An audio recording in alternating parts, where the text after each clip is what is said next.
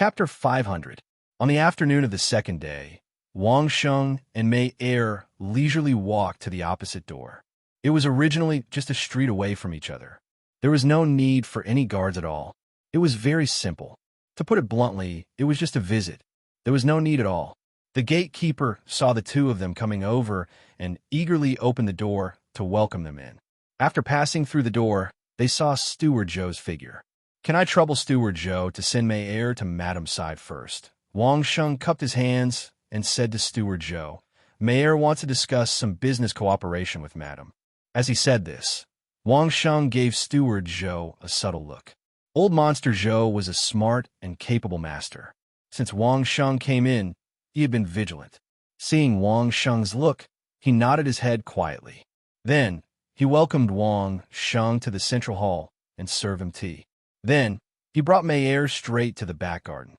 Of course, the women folk could go to the back. As for Wang Sheng, he was definitely waiting outside. Not long after, the Son of Heaven's familiar laughter came from behind. Then, Wang Sheng saw the familiar square face of the Son of Heaven. Steward Zhou was like a silent shadow. He followed behind Tianzi not far away.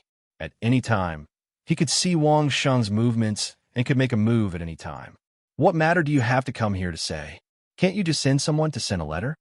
Tianzi had learned now that when he was with Wang Sheng, he would just treat himself as the virtual businessman. This way, both of them wouldn't be tired, and Wang Sheng would tell him the truth. If he treated himself as Tianzi, Wang Sheng would definitely ignore him. While they were talking, the servants had already brought the wine and dishes over. When Wang Sheng chatted with Tianzi, he would definitely drink wine. After the dishes were served, the servants retreated. Tianzi invited Wang Sheng to sit at the table. Before he could greet them, Wang Sheng was already waving at Steward Zhou. "Steward Zhou, come over and have a seat. It's more convenient for the three of us to chat," Wang Sheng said to Steward Zhou. Steward Zhou was responsible for protecting the Son of Heaven, and he had to guard against Wang Sheng's actions at all times. Originally, it was a little inconvenient to be so far away, but now that Wang Sheng took the initiative to call out to Steward Zhou, it was to let Steward Zhou protect him at a closer distance. This was exactly what Tianzi and Steward Zhou wanted, and neither of them had any objections. Facing the Son of Heaven, Steward Zhou seemed to be very good at figuring out the Son of Heaven's thoughts. At this moment, he was sitting together with Wang Sheng and the Son of Heaven, and he was also very open. He was not like a yes-man at all. When he wanted to eat and drink, he did not forget to greet the two of them. This made Wang Sheng think highly of him. As they chatted happily, Wang Sheng took the initiative to reveal his purpose. With a wave of his hand, a long sword with a sheath appeared in his hand. Steward Zhou's gaze instantly became sharp. The chopsticks in his hand immediately pointed at Wang Sheng. As long as Wang Sheng had the thought of making a move, Steward Zhou would definitely make a move immediately. Even if he had to risk his life, he would still kill Wang Sheng. In the end, Steward Zhou's nervous action was in vain. The danger that he imagined did not happen at all. Wang Sheng directly slapped the sword into Steward Zhou's hand. "Old Zhou, you are an expert. Take a look at this sword." Wang Sheng gave Tianzi a look to calm down and let Steward Zhou check it first. Steward Zhou took the sword and let out a sigh of relief. After calming his mind, he took a closer look at the sword. With one look, Steward Zhou directly sucked in a breath of cold air. The sword had not been pulled out yet, but just by looking at the sheath, he could feel the extremely gorgeous style and the bright yellow color that could only be used by Tianzi. Looking at the extremely detailed metal drawing on the sheath, his hand almost trembled, and he almost threw the sword away. As one of the most trusted old monsters in the royal family, other than having an unfathomable cultivation and absolute loyalty to the royal family, Steward Zhou had lived for a long time. He had a good eye for situations, and most importantly, he had a good memory. To be able to mix around in the royal family, no one was simple. Looking at the drawing on the sheath, Steward Zhou had already made a decision in his heart. This sword, other than Tianzi, no one would dare to use it openly. This was a taboo and also an honor.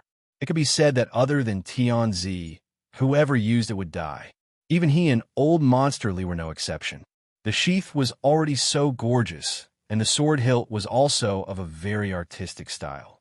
When he pulled out the long sword and felt it in his hand, Steward Joe, with his high cultivation, immediately felt that this was an exceptional sword that was hard to find in this world.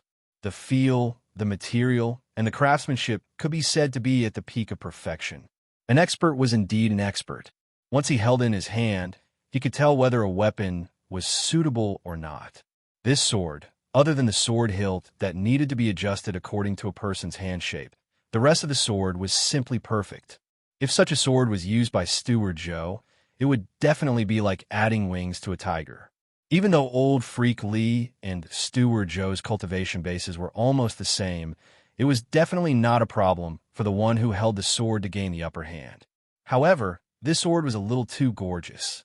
Not only was the sheath so noble and elegant, but the long sword itself also raised this style to the extreme. Holding it in his hand, even though he knew that this was a weapon for killing, he just couldn't bear to use it against anything. That was simply a crime against this long sword. After inspecting it, Steward Joe held the long sword with both hands and brought it in front of Tianzi. He began to explain to Tianzi the perfection of this sword. As Wang Sheng listened on the side, Steward Joe almost said all the advantages that Wang Sheng wanted to express about this sword. Even the materials that Wang Sheng was not very clear about were explained in detail. What was even more unbelievable to Wang Sheng was that Steward Joe actually pointed out the 10,000 miles of rivers and mountains painting on the outside of the sheath. He even pointed out which mountains and which brush strokes were personally drawn by the ancestors of the dynasty. This was even more convincing than what Wang Sheng said himself.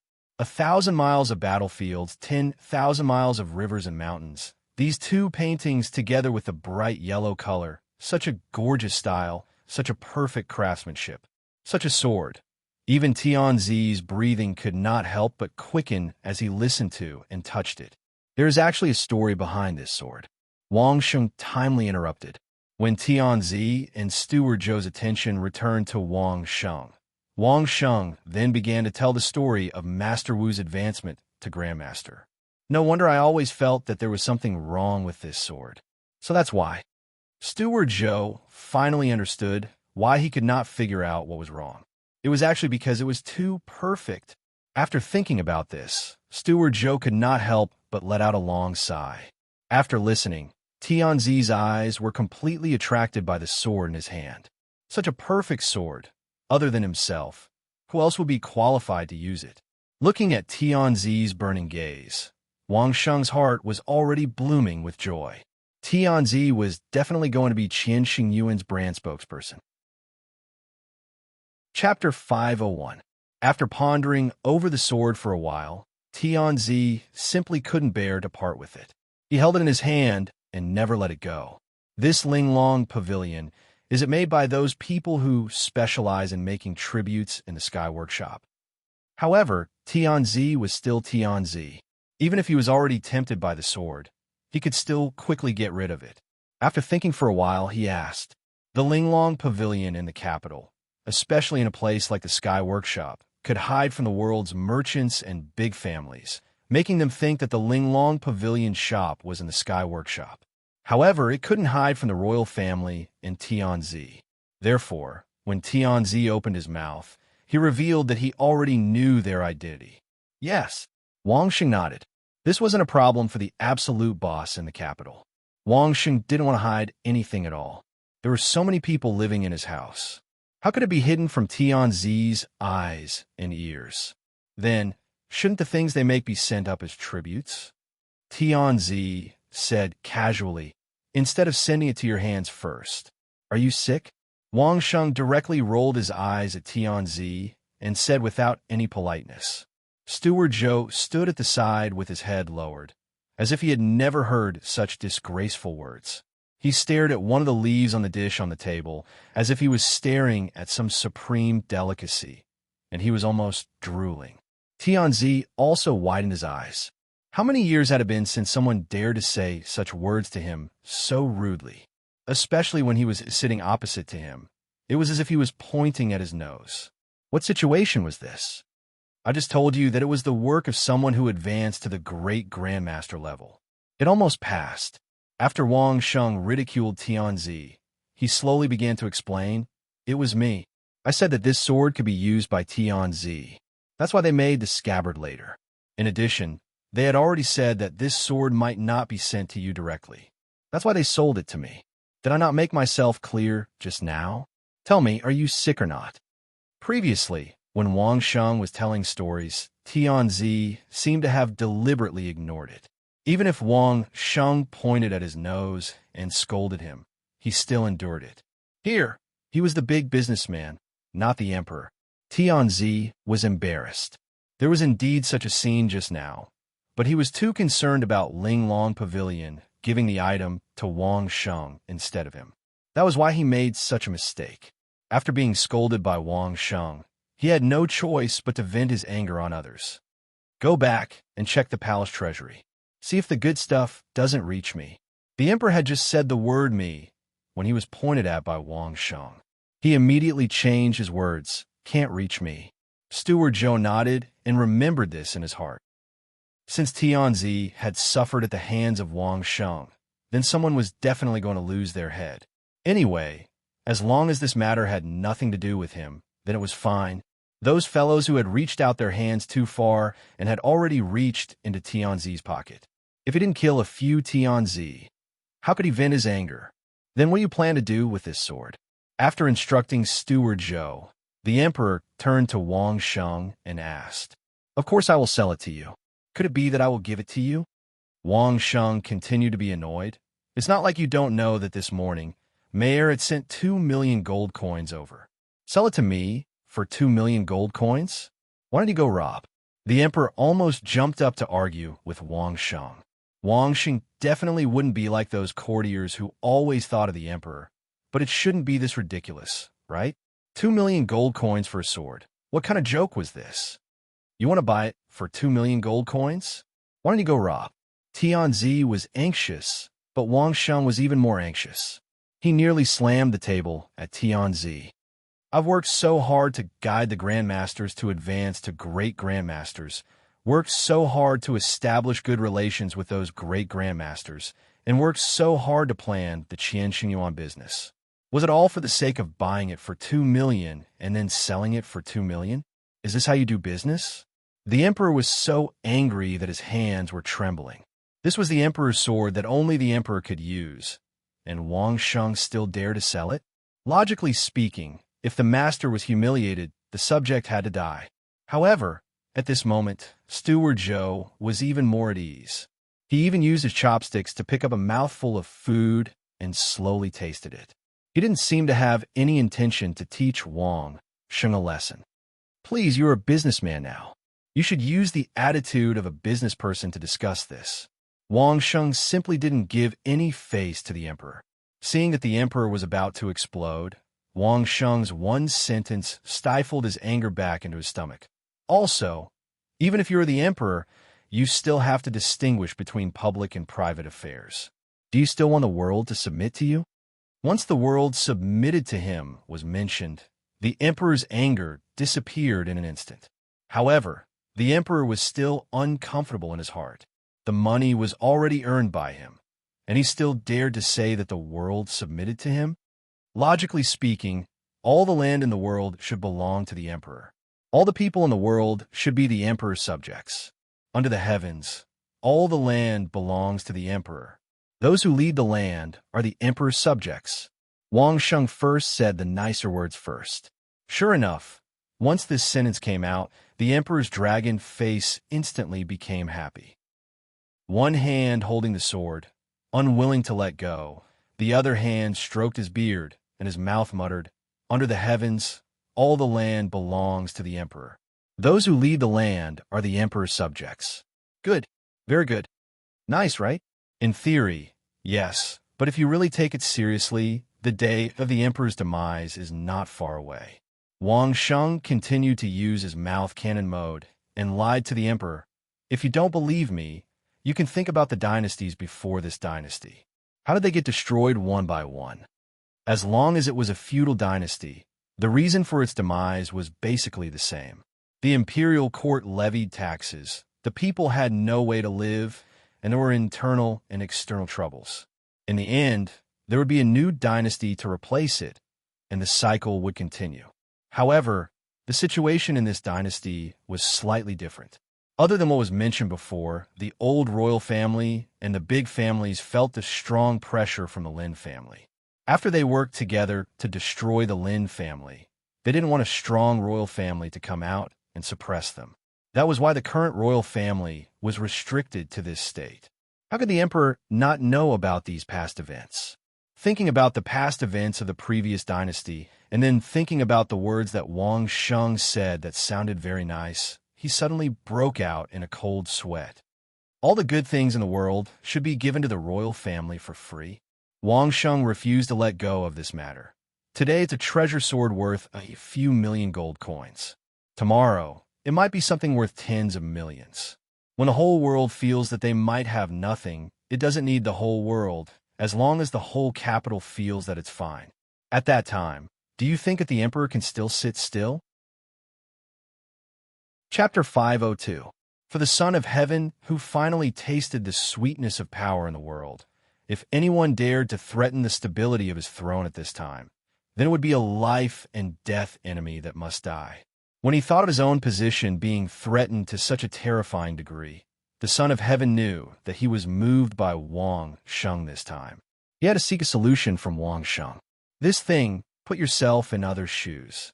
If you don't want your own position to be taken away, then why do you think that the things that others painstakingly made should be given to you for free?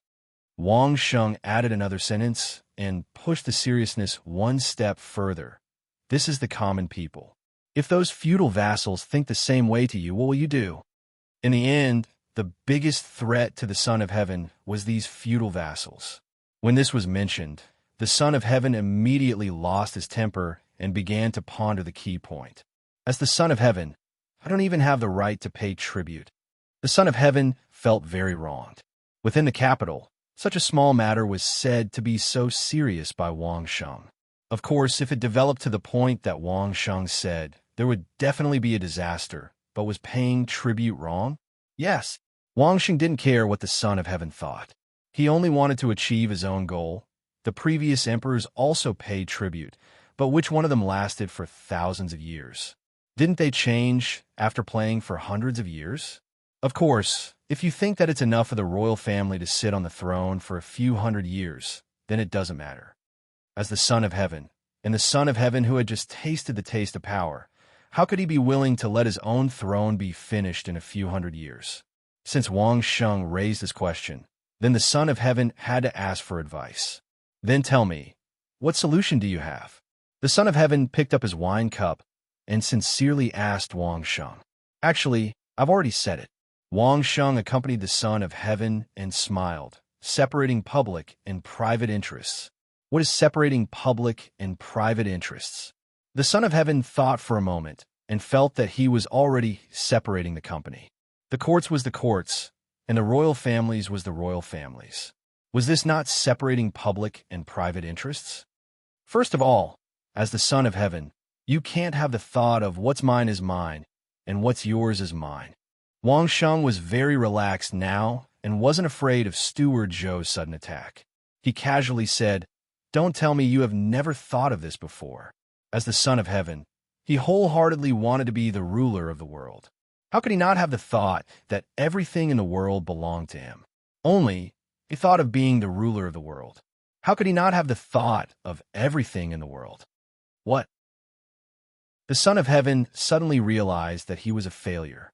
In front of Wang Sheng, the way of thinking that he thought was right in the past was actually not correct.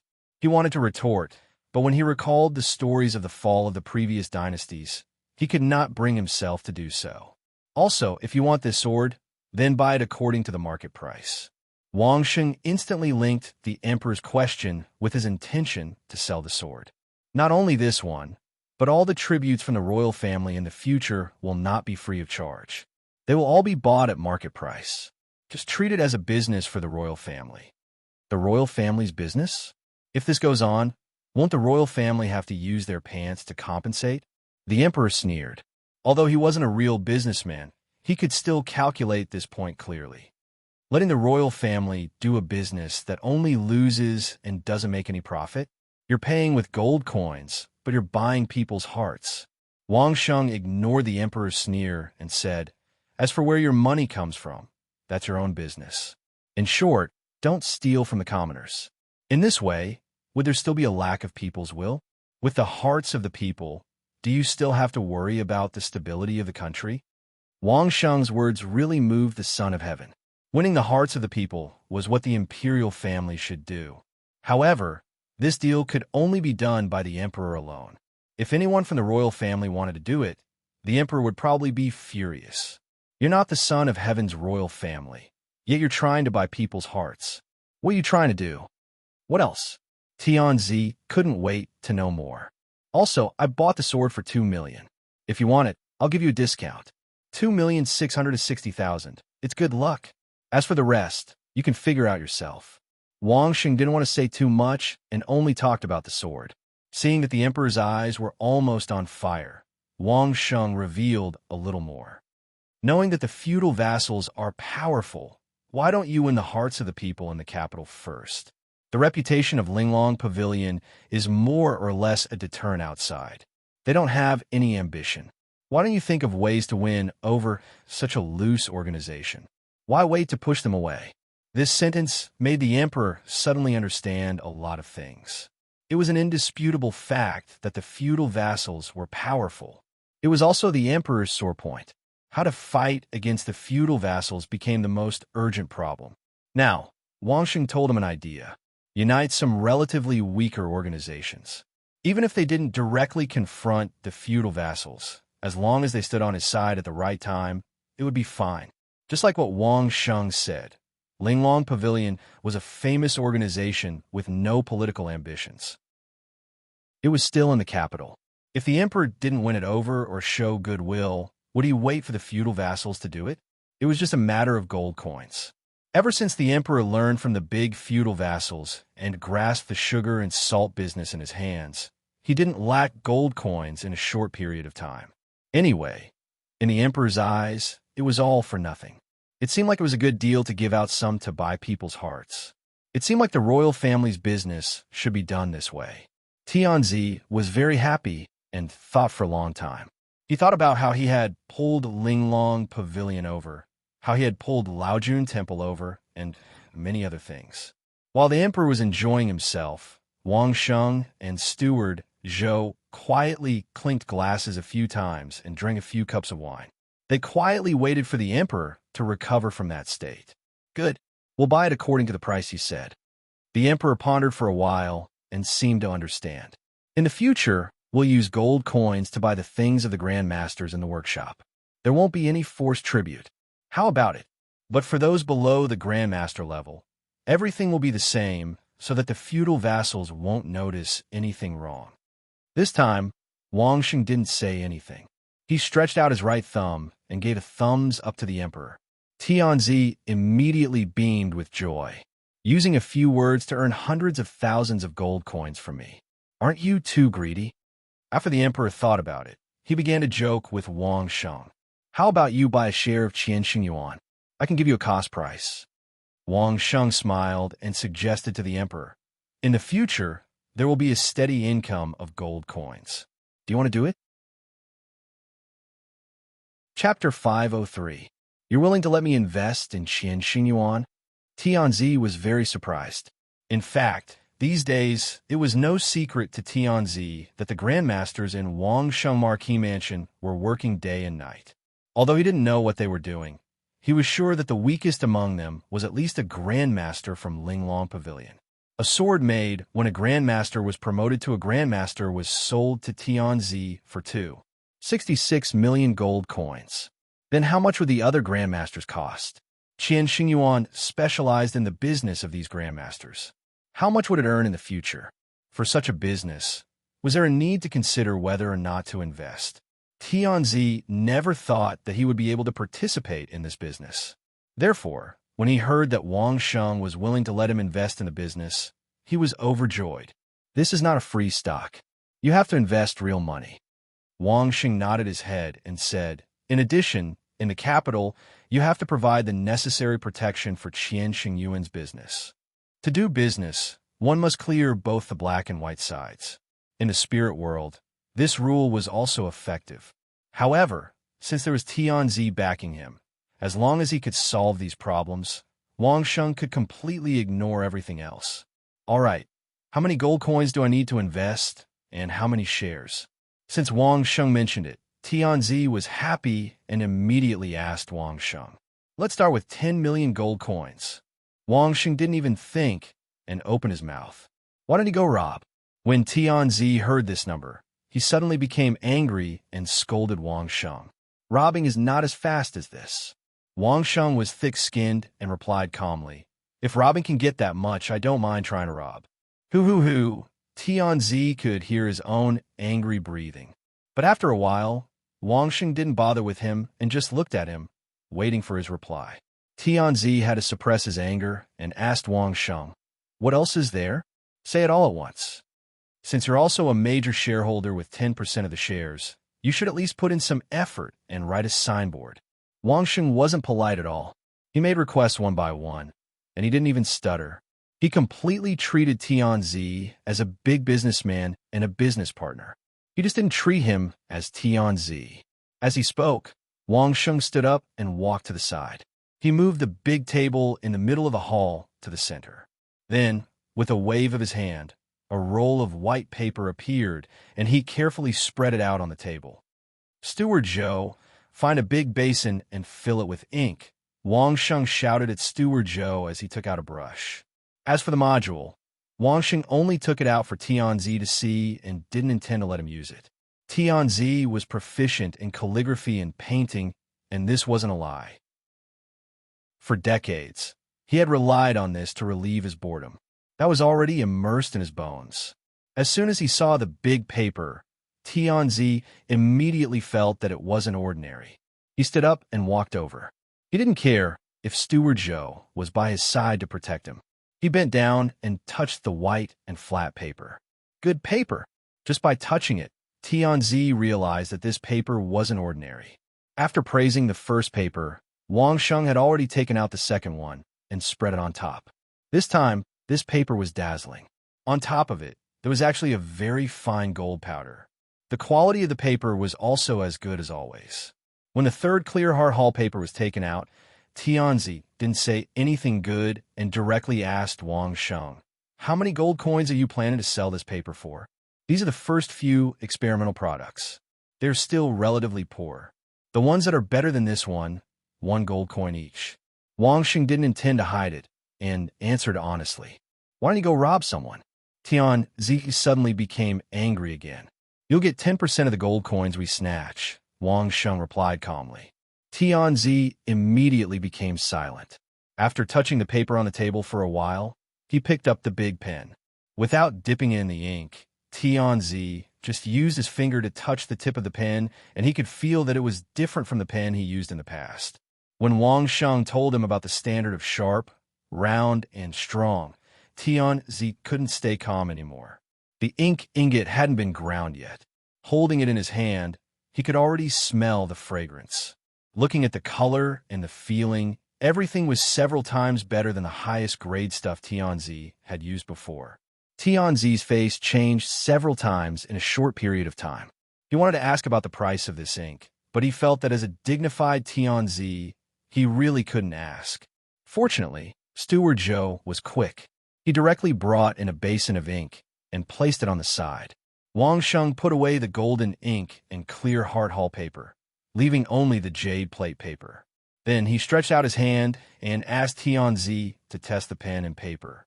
The ink and inkstone were not ready yet, so he could only do it later.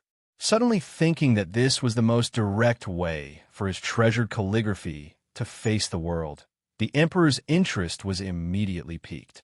He brandished his brush and dipped it into the ink. On the big table, the 3 words Qian Xingyuan were written in a single stroke. Just based on the font alone, it was not inferior to Wang Sheng, the inventor. It could be said that these were the 3 words that Tianzi had written to his heart's content in recent times. After finishing, He didn't forget to write his name on the side. After writing this, Wang Sheng took out a few more pieces of paper and asked Tianzi to write a few more. Tianzi still couldn't write the elegant and carefree feeling of the first 3 characters. This is it. Wang Sheng was definitely a master of calligraphy now. He took the first 3 characters written by Tianzi and directly handed it to Steward Zhou. Use this to carve a plaque. Write it with the Emperor's pen and stamp it with the Emperor's seal. On the opening day, send it over with great fanfare. Steward Zhou glanced at Tianzi. Tianzi didn't say anything. Steward Zhou immediately understood and carefully kept this piece of paper. Then, he continued to stand at the side like an invisible person. What about that sword? I want to bring it back first. Wang Sheng pointed at the Tianzi sword. He didn't care about Tianzi's expression and directly said, "Don't worry. If it's yours, no one can take it away. On the opening day, it will be displayed in Qian Xingyuan for half a day. Then, Tianzi will send someone to buy it back with great fanfare. This way, Qian Xingyuan's reputation will immediately spread. We don't even need to advertise it. As for the 4 treasures of the study, they will slowly appear in Qian Xingyuan. We'll take them out one by one." Wang Sheng continued to talk about his plans for opening the business. After half a year, in the houses of those important officials in the imperial court, if they don't have 1 or 2 items from Qian Xingyuan, you won't even be able to greet them when you go out. I will give you 20 million gold coins, 20% of the shares. How about it? Tianzi no longer had the anger and disdain he had at the beginning. He took the initiative to propose to increase the share capital. Dream on.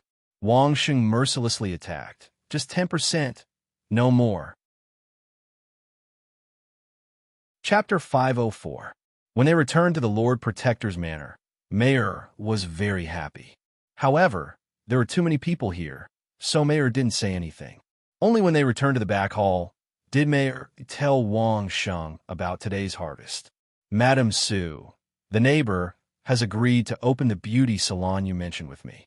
This was the part that made Mayor the happiest and most excited. She plans to take out a few of her treasured elixirs that can preserve one's appearance, and then she will be responsible for finding a group of high-quality maids to run the business together. Then what will you be responsible for? Wang Sheng asked cooperatively. He didn't intend to discourage Mei Er's enthusiasm. I'll be responsible for finding a suitable place, and then doing all the preparatory work. Mei Er said happily. This was what she liked to do, so she was naturally more proactive. In addition, you can check the elixirs you got from the underground palace and see if there are any elixirs of the same type. Take them out too. Okay, it was just a few elixirs, so Wang Sheng agreed readily. They weren't elixirs that could restore one's youth or immortality. The most precious elixirs were elixirs that could save one's life, not these. Not all alchemists were women, and not all alchemists made elixirs for women. Wang Sheng knew that the emperor's surname was Su, and the imperial family was the Su family. However, the fact that she actually said her surname was Su was a little out of Wang Sheng's expectation. He thought that she would casually say her surname, but he didn't expect that she would really say the imperial surname. Listening to Mayor chattering to Wang Sheng about her and Madame Su's plan, what kind of place they were going to find, how to decorate it, how to carry it out, how to make the surrounding area only open to female guests, what services there were, and so on, she was talking excitedly. Wang Sheng listened patiently. He could see that Mayor was excited. That kind of excitement wasn't just because she was doing something she liked. What made her happier was that she had a bestie who could understand her and work together with her. They could talk about anything. When he thought of that young, beautiful, intelligent, quiet girl who could speak with her eyes, Wang Sheng felt that the current emperor was really a beast. An old cow preying on young grass. He actually had the heart to do it. What a beast. It wasn't until Mayor finished speaking that she looked at Wang Sheng with hope and asked, "What do you think?" "It doesn't really matter what I think." Wang Sheng smiled and said, "You are also a woman. If you come across a shop that you own, you have to ask yourself if you are willing to go in and stay there for a long time. If you're willing, that means it's possible. If you're not, then I'm afraid you'll have to reconsider."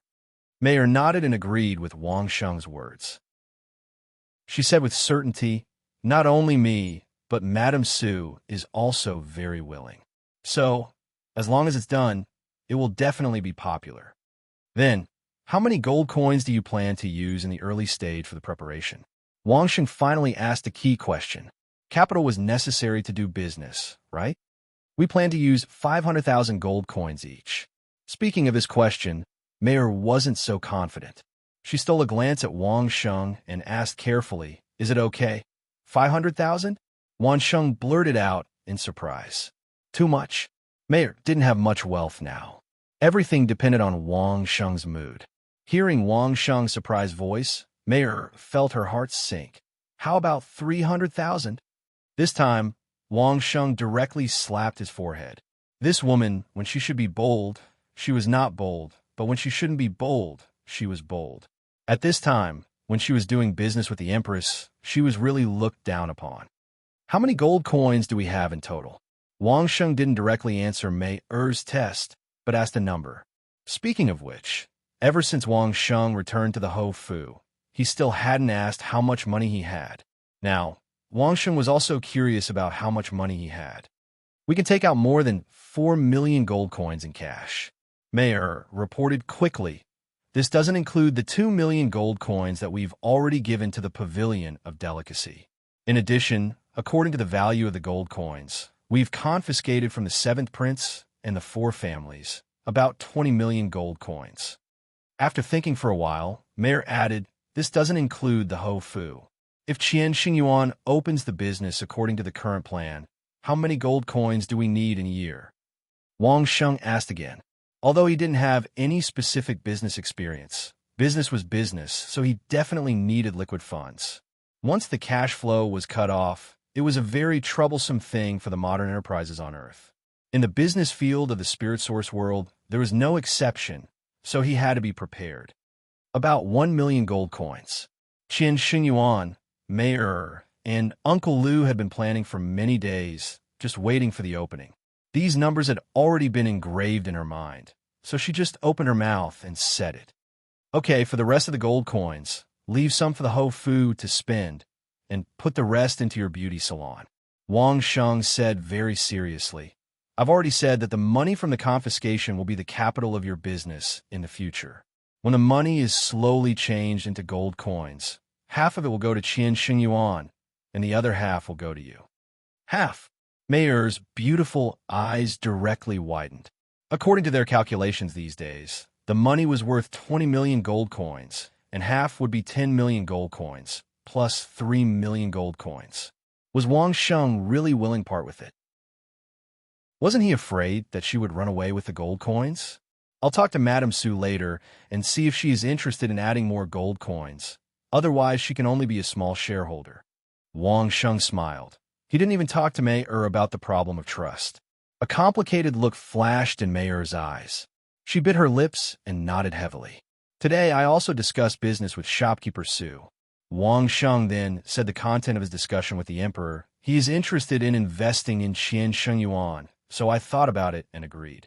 How much is he planning to invest? How much capital? As soon as this was mentioned, Mayor asked anxiously, for fear that Wang Sheng was not familiar with the market and would suffer a big loss. Sometimes, Wang Sheng was truly blindly generous. He had casually invested more than 10 million gold coins into his beauty salon, which had yet to even have a shadow of a shadow. If shopkeeper Sue took advantage of the situation and entered, thinking about the scale of the business in the future, it would be like drawing blood from Mayor. 10% for him, 40% for you, and the rest is mine. Wang Sheng made a simple distribution of his shares. Then he said, you and your men just need to join in. Manager Sue, you need to invest some real money in it. Mei was very satisfied with this distribution, but she was still more interested in how much gold coins shopkeeper Sue would invest, so she asked for the second time. 10 million gold coins, 10%. Wang Sheng replied with a smile. He has agreed, and it will be delivered in 2 days. 10 million? Mayor let out an exaggerated scream. Why don't you just rob a bank? Chapter 505. She was not short of gold coins anymore, so Mayor could do whatever she wanted. She could even do it with a huge amount of resources that she had never imagined before. Mayer had never experienced such a big business before. Even when she started the business of snow candy and refined salt, she only had a starting capital of 1 million gold coins. Later, the business became bigger and bigger, so the big owner increased the investment. How could she have a starting capital of more than 10 million gold coins? Get used to it slowly, Wang Sheng said to Mayer. Even if you lose all these gold coins, you can still have a foothold in the Lord Protector's mansion. Just do it, don't worry. It was rare that Mayer did not provoke Wang Sheng again. Instead, she went back and gathered Uncle Lu and others to discuss it. Even if Wang Sheng did not care about such a big business, Mayer would not allow herself to fail. Then, she would go back to the Lord Protector's mansion and become a caged bird raised by Wang Sheng. Never. As the news that the pavilion of Linglong had received 2 million gold coins from Mayer spread, all the great masters and great grandmasters of the pavilion of Linglong soon knew about it. A sword that was worth 100,000 gold coins in their eyes could actually be sold for 2 million gold coins. This was a great shock to the great masters and great grandmasters of the pavilion of Linglong. The great masters in Wang Sheng's mansion were even more enthusiastic, and even their work efficiency increased a lot. The most obvious one was the Formation Grandmaster. Previously, most of the bottlenecks had been due to him. However, after hearing the news, he had completed more than half of the formation designs in just 3 days. Furthermore, he had completely satisfied Wang Sheng's requirements. The first batch of custom-made top-quality products was finally placed in front of Wang Sheng after half a month. Just by looking at them from a distance, he did not need to pick them up. They gave people a completely different feeling than before. Placed among the same kind of things, they were simply like cranes in a flock of chickens and could be picked out at a glance. Wang Sheng tried them out a little and was extremely satisfied with the craftsmanship of these great masters. Not only did they perfectly fulfill Wang Sheng's requirements, but they even surpassed him and were ridiculously strong. These things were then tightly guarded by the guards who had sought refuge with Mayer from Baoqing Yutang and were delivered to the largest courtyard that had already been decided. The mansion had already been decorated according to the highest level of cultural facilities. It would be Qian Xingyuan's flagship store, which was also the main store. After producing the first batch of works, these grandmasters and great grandmasters had basically found their direction. They left the Marquis's mansion together and returned to the Heavenly Workshop. That was their territory. They were more familiar with the working environment, and it would be easier for them to create quality products. Following the departure of the great grandmasters and a large number of guards, the number of people in the Marquis's mansion became sparse again. Other than the oldest group of servants who belonged to the Marquis's mansion, the only outsider left was the old Taoist Qingling. Old Taoist Qingling was still diligently teaching Wang Sheng how to identify medicinal herbs. Although Wang Sheng did not dare to try many of the medicinal herbs later on, it was not a problem for him to remember these medicinal herbs in his mind. Ever since he had recited Tao Te Ching to old Taoist Ling Su, Wang Sheng had discovered that his memory seemed to be getting better and better. He could even dig out some things that he had seen a long time ago on Earth and had not completely remembered completely from the depths of his memory. Tao Te Ching was like this. He had only seen it in the past and had never memorized it, but he could still recite it. If an ordinary person were to memorize so many medicinal herbs, it would probably take him several years or more. However, in the past 2 months, not only did Wang Sheng have to busy himself with other things, but he had also taken time out to study. He had already memorized as much as he had learned, which made old Taoist Qingling gasp in admiration. The place where they studied was in the spacious practice room. Previously, other places had been occupied, so the two of them could only teach here. Quite a number of medicinal herbs were piled up in the training room. As most of them were poisonous, Wang Sheng told the servants not to touch them for fear that something might happen. In the evening, after dinner, Wang Sheng began his routine evening exercise in the practice room alone. Wang Sheng was used to the training in the military camp on Earth. As long as he was not on a mission, he would feel itchy all over if he did not do it every day. Therefore, he was soon sweating profusely. Usually, at this time, when Wang Sheng finished his practice, Steward Wang would definitely appear immediately. He would give a towel to Wang Sheng to wipe his sweat, prepare bath water, and so on. However, the strange thing was that today, Wang Sheng had stopped for at least 10 minutes, but Steward Wang had not moved at all. Standing in the center of the practice room, Wang Sheng asked in the empty doorway, "Taoist Qing Ling, what did you do to him?" "He's fine." An unfamiliar voice came in, and Wang Sheng heard it clearly. "He was just lured away by the revered one of the world. Taoist Qing Ling is not my target, so I won't kill him." "Then the people in my residence shouldn't be your target, right?" Wang Sheng seemed to have expected all this and continued to ask. "No." The other party seemed to have already won and was not afraid that Wang Sheng would escape. He said calmly, "They have all been knocked out and placed in a few corners. They will wake up soon. It seems like you are, as the rumors say, still very principled." Wang Sheng smiled at the empty doorway and said, "To be honest, I like people like you. You're not bad either." The voice still came from the doorway, but Wang Sheng still could not see anyone. "If I hadn't promised my employer to help me once, I wouldn't be willing to be enemies with people like you." There was a sense of mutual appreciation in his words. Wang Sheng seemed to be the same. However, this time, Wang Sheng turned in another direction and said to the closed window, "Since you're here, why don't you come in? This is why I don't want to be enemies with you." Seeing that Wang Sheng had turned in this direction, the owner of the voice still did not show himself. He only sighed and said, "Your cultivation realm is much lower than mine, but you can easily discover my location. No wonder Elderly has been full of praises for you and warned everyone not to be enemies with you." As the other party spoke, the door of the practice room that had been opened earlier slowly closed, as if it was controlled by someone. Meanwhile, a figure appeared in front of the window in the direction that Wang Sheng was looking at. Behind him, the two windows were also closing slowly. "We, the Godly Might Prison, have our reasons for taking action this time. Please forgive us." As the figure slowly moved forward, his appearance was gradually revealed. A middle-aged man in his 40s said as he walked, "However, we will only take action once. Regardless of whether we succeed or not, we won't attack you again. Bring out your strongest martial arts and fight for your life." Chapter 506. Wang Sheng already knew that such a day would come after Taoist priest Spirit Void reminded him previously. Although no one could tell who the target of the Godly Might Prison's legendary killer was.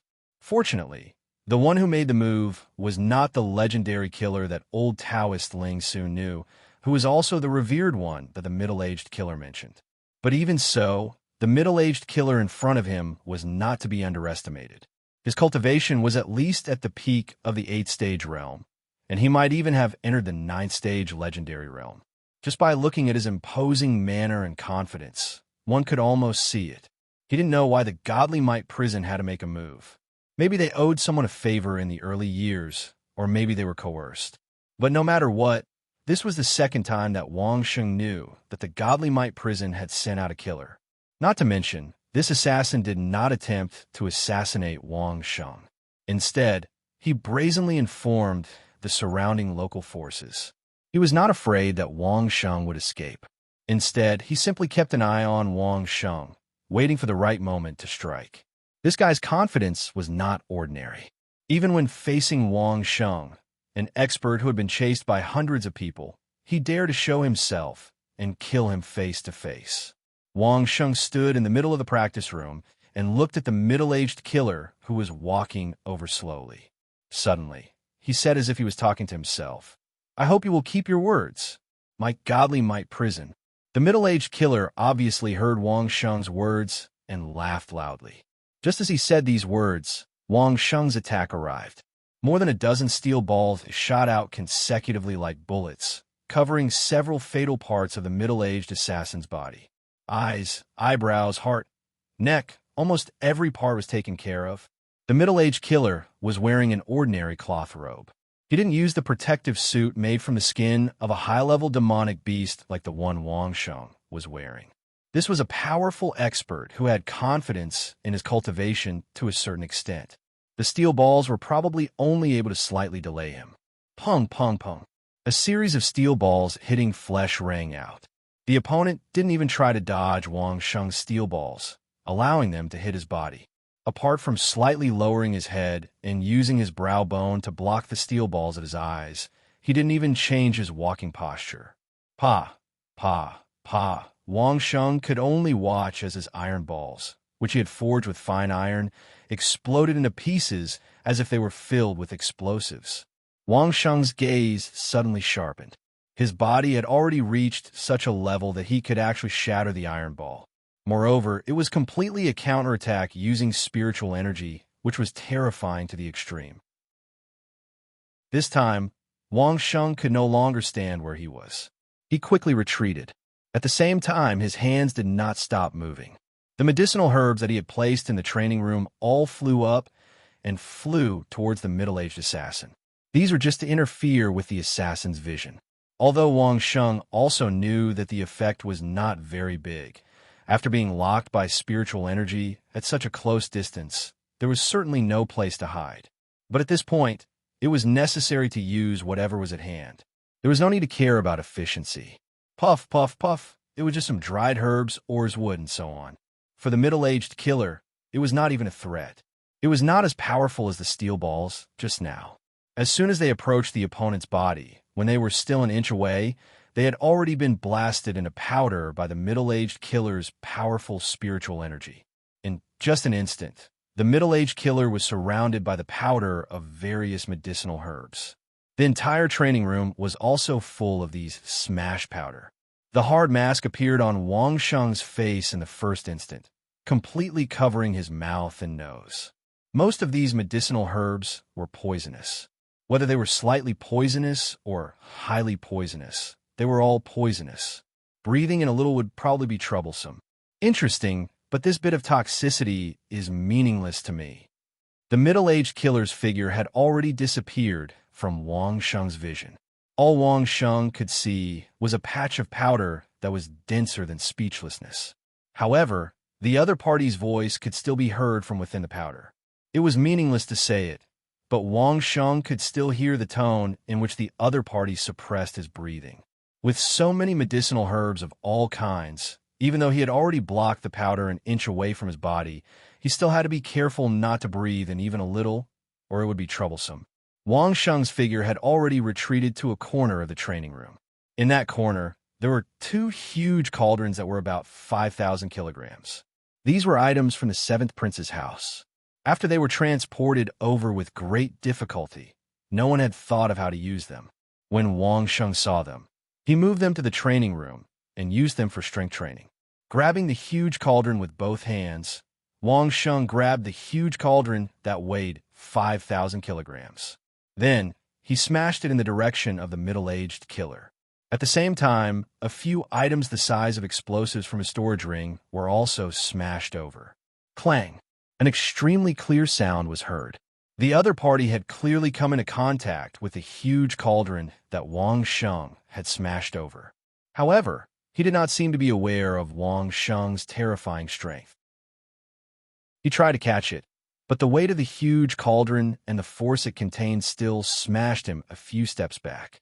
Although Wang Sheng could not see the other party's figure, the other party had nowhere to hide under the Xing formula. The first hit almost caused the other party to stagger and fall to the ground. Fortunately, his cultivation was strong enough. He punched the cauldron and took a few steps back, but the huge cauldron was sent flying to the other side. Behind the huge cauldron were the few explosives that Wang Sheng had smashed with the huge cauldron. Before they could get close to the other party's body, the middle-aged killer took the initiative to punch. Boom, boom, boom. After a few consecutive punches, the flying objects were smashed into pieces. Insignificant skill. The other party still suppressed his breathing, but he still commented with a sneer. Schwa. This time, the few explosives that were smashed were really explosives. Under the middle-aged killer's powerful spiritual energy attack, they were completely turned into powder before they could play any role. This time, the powder was black. It was the extremely fine charcoal, saltpeter, and sulfur powder that Wang Sheng had ground before. The black gunpowder, which had been formulated according to the military proportion, had once again returned to the state of powder, turning the entire training room pitch black. Just as the middle-aged killer was about to walk in the direction of Wang Sheng again, he suddenly froze. In the training room, there was no longer any trace of Wang Sheng's aura. Even with the middle-aged killer's abnormal sensing ability, he could not find where Wang Sheng was hiding. However, he clearly did not hear any sound of doors or windows opening, nor did he hear any movement of Wang Sheng escaping. How is this possible? Chapter 507. After returning from the Laojun Temple, Wang Sheng began to ponder over another way to use the Xing character formula. The Xing character formula could allow Wang Sheng's spiritual qi fluctuations to resonate with the array, thus achieving the goal of merging as one. Could it be used to conceal one's whereabouts? To put it bluntly, it was to synchronize one's spiritual qi fluctuations with the surrounding environment. This was very difficult because the fluctuations of the array were usually very unique. But no matter how unique the fluctuations of the array were, there was a certain frequency of fluctuations. After all, it was man-made. No matter how weak the fluctuations of the array were, it was at least 10 times clearer than the ordinary environment. In a normal environment, the spiritual qi fluctuations were so weak that they could be ignored. In such an environment, unless one had gone through special training or had a special soul talent, there was no way to conceal one's own spiritual qi fluctuations. The reason why an expert could lock onto the target's position through the other person's aura was because they could use their own spiritual qi to lock onto the other person's spiritual qi fluctuations. This was actually a very profound way of using spiritual qi. An ordinary entry-level contestant below the 4th degree realm could not use it at all. Only a real expert could skillfully use this move. The reason why the middle-aged killer was not afraid of Wang Sheng escaping and could accurately pinpoint Wang Sheng's position was because of this was the reason why he could not see clearly in the entire practice room and was not afraid of Wang Sheng escaping was because of this. But at this moment, he actually could not pinpoint Wang Sheng's position. What was this situation? It was only when Wang Sheng completed the Pu Lao transformation that he discovered that he could use the Xing character formula to temporarily synchronize his own spiritual qi fluctuations with the surrounding environment, concealing his position in a situation where his vision could not be used. Now, Wang Sheng was using this move. The Xing character formula could not conceal the fluctuations for too long because the spiritual qi fluctuations in the normal environment were too weak. No matter how high one's cultivation was, he could only suppress his own spiritual qi for a period of time, just a few breaths. However, just these few breaths were enough for Wang Sheng to disappear from the opponent's spiritual qi lock. But the middle-aged killer was not a mediocre person. He would not be flustered because of such a small setback. Wang Sheng had only concealed his spiritual energy fluctuations, but he couldn't have gone too far away from his previous position because he didn't hear Wang Sheng's footsteps. Apart from spiritual qi lock-on, vision, hearing, and even taste could help one locate the enemy's position in battle. It didn't matter what ability it was, as long as it worked. The middle-aged assassin did not panic. He was not afraid that Wang Sheng would escape. Even if there was a tunnel here, he could hear Wang Sheng's movements with his super hearing. He was not afraid that Wang Sheng would escape. Therefore, when Wang Sheng's spiritual energy fluctuation suddenly disappeared, he still walked toward the position where Wang Sheng was just now, according to his previous rhythm. In the face of such overwhelming strength, everything else was like a demon that could not withstand a single blow. Even if Wang Sheng could hold his breath, he wouldn't be able to hold it for long. Sure enough, after only 2 steps, the middle-aged assassin had already felt Wang Sheng's spiritual energy fluctuation again and locked onto Wang Sheng's position. As the assassin expected, Wang Sheng was almost standing in the same place without moving, and the strange thing was that Wang Sheng suddenly seemed to have changed into a crouching position. What was he going to do? Just as the middle-aged assassin was puzzled, an inconspicuous egg-sized ball flashed under his feet, and then a dazzling fire filled the assassin's entire field of vision. Boom! The dazzling fire not only brought about burning, but also a violent explosion. Or, strictly speaking, it was a large-scale deflagration. The amount of military black gunpowder that Wang Sheng had just used was about 10 kilograms each, so 5 of them was 50 kilograms. These 50 kilograms of black gunpowder were now all in powder form, filling the practice room that was about a few hundred square meters.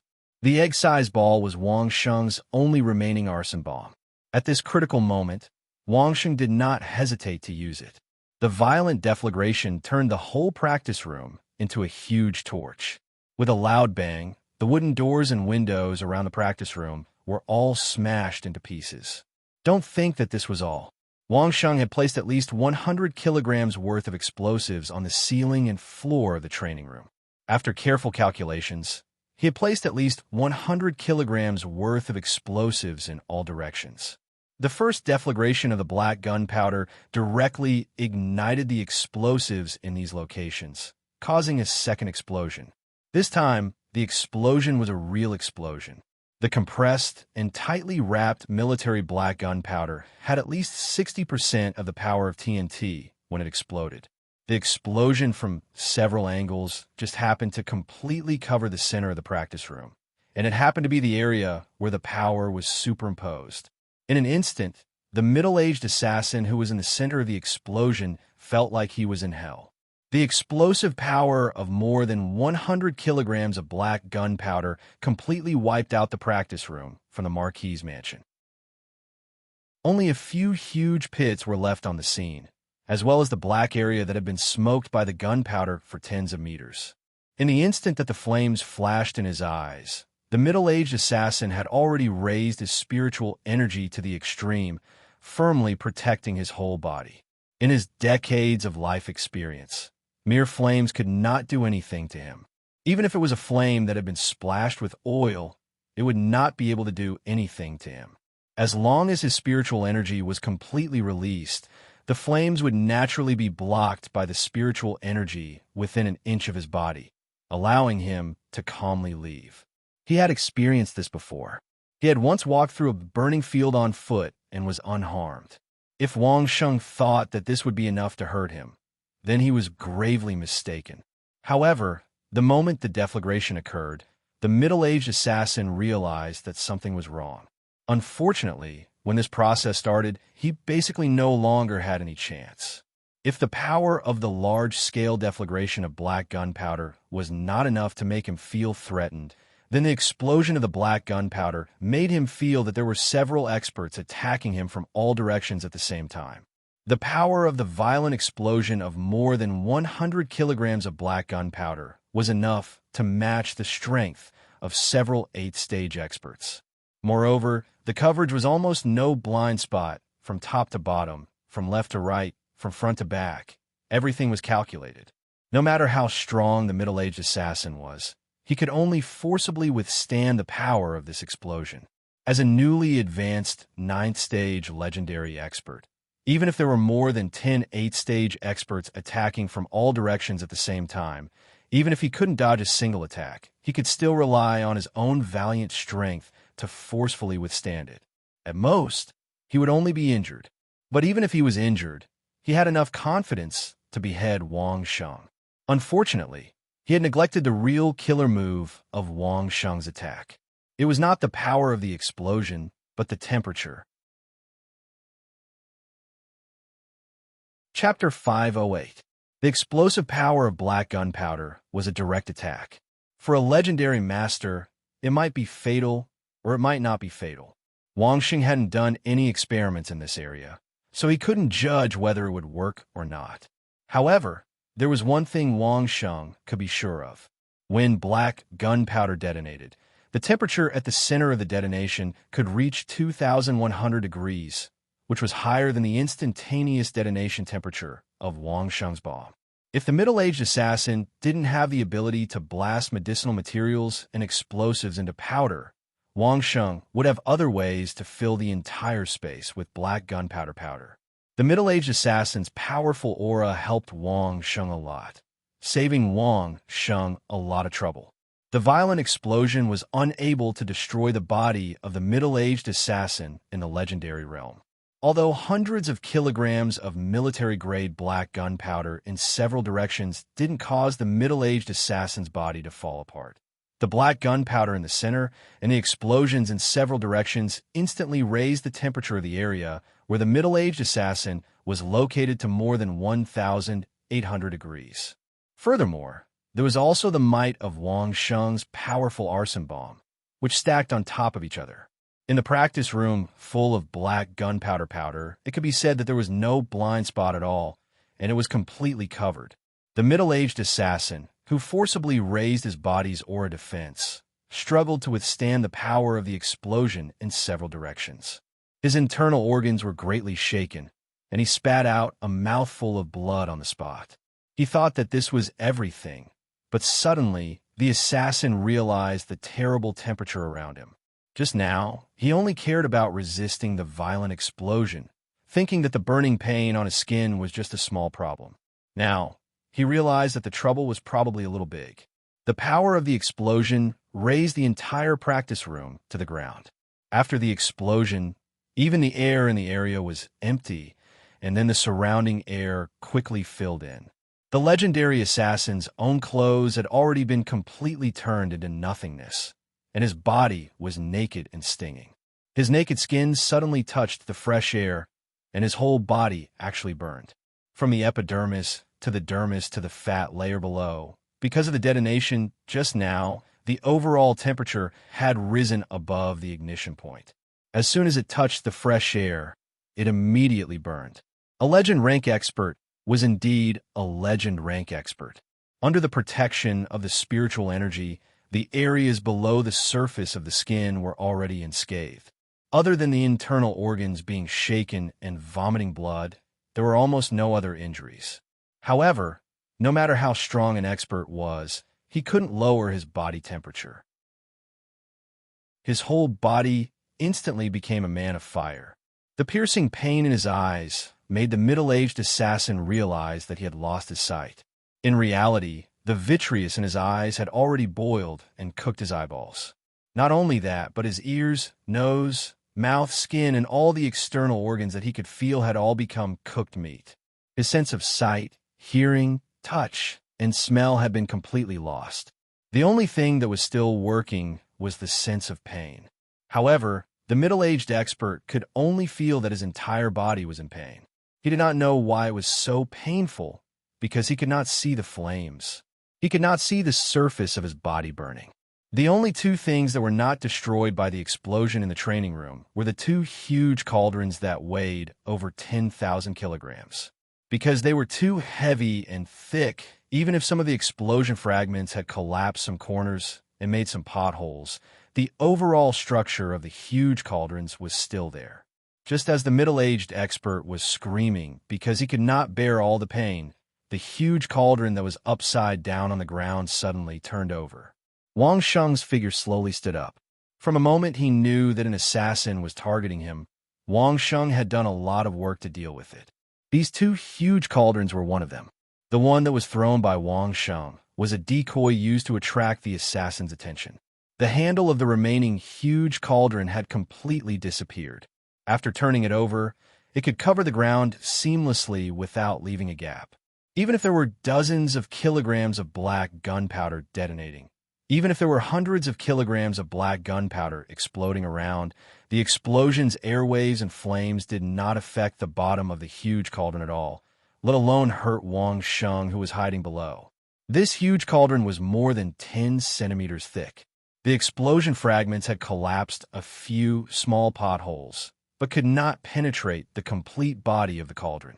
It could be said that Wang Sheng was hiding below, unharmed. At this time, the burning man was not completely dead. He could even sense Wang Sheng's existence by relying on his spiritual energy. As soon as Wang Sheng moved, the burning man unexpectedly rushed towards Wang Sheng. Wang Sheng did not even think about it, and swung the huge cauldron beside him to block in front of him. With a bang, the burning man directly hit the huge cauldron. This flying attack seemed to have completely exhausted the middle-aged assassin's strength. After being hit by the huge cauldron, he could no longer maintain his balance and fell to the ground, burning up. It was an extremely cruel thing to be burned alive by flames. Wang Sheng had a good impression of this middle-aged assassin, so he did not let him continue to suffer this kind of pain. More than a dozen steel balls shot out in a row, all of them entering the assassin's body. It seemed that the assassin's life had been completely ended. Even so, Wang Sheng did not approach the assassin. Wang Sheng did not dare to underestimate how strong the vitality of a legendary assassin could be.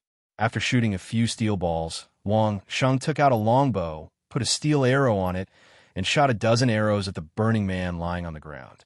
The arrows passed through his body. It was not until this time that Wang Sheng believed that the middle-aged assassin was completely dead. The other party's body was still burning, and Wang Sheng did not intend to extinguish it. He quickly left and first went to see Mayer, Steward Wang, and the others were knocked out by the middle-aged assassin. Soon, Wang Sheng saw Mayer, who had fainted on his bed, as well as the 2 royal female guards and 4 maids lying in his room. Wang Sheng breathed a sigh of relief. After reviving Mayer and waking up the 2 maids, Wang Sheng asked them to wake up the others. Then, he began to check the mansion. Steward Wang, who had fainted, was found in the half-collapsed room in the courtyard next to the training room. Fortunately, he had only fainted and was not injured. This guy's luck was very good. He was actually not hit by the half-collapsed house. Steward Wang endured the pain in his head and ran around to wake the others in the mansion. Wang Sheng himself returned to the wreckage of the training room that had become a big black pit. The flames on the burning man's body had slowly extinguished, and the middle-aged assassin had become a charred corpse. Wang Sheng began to look around the training room for the things that the middle-aged assassin had brought with him. His storage ring had been damaged by the high temperature when his clothes were turned into ashes. It directly exploded, but it was also blown in all directions by the explosion. When Wang Shenggang picked up a good-looking long saber, 2 figures, one in front and one behind, came over at an extremely fast speed. Chapter 509. Among the 2 figures, one was an acquaintance, Taoist priest Qingling. The other was an unremarkable old man whom he had never seen before. If the middle-aged assassin was right, then this unremarkable old man should be the legendary assassin of the Godly Might prison, the World Venerable. Taoist priest Qingling was in front, while the World Venerable followed behind. Taoist priest Qingling heaved a sigh of relief when he saw Wang Sheng standing in the distance. He quickly rushed to Wang Sheng's side. Then, he stared vigilantly at the old man, following closely behind. Seeing the charred corpse on the ground, the old man's expression suddenly changed. When he turned to look at Wang Sheng, his gaze froze again. Wang Sheng could completely sense that the old man's gaze was directly fixed on the long saber in his hand. At the same time, an indescribable killing intent emanated from the old man. Even a powerful sniper like Wang Sheng, who had killed countless people, could not help but feel a chill down his spine.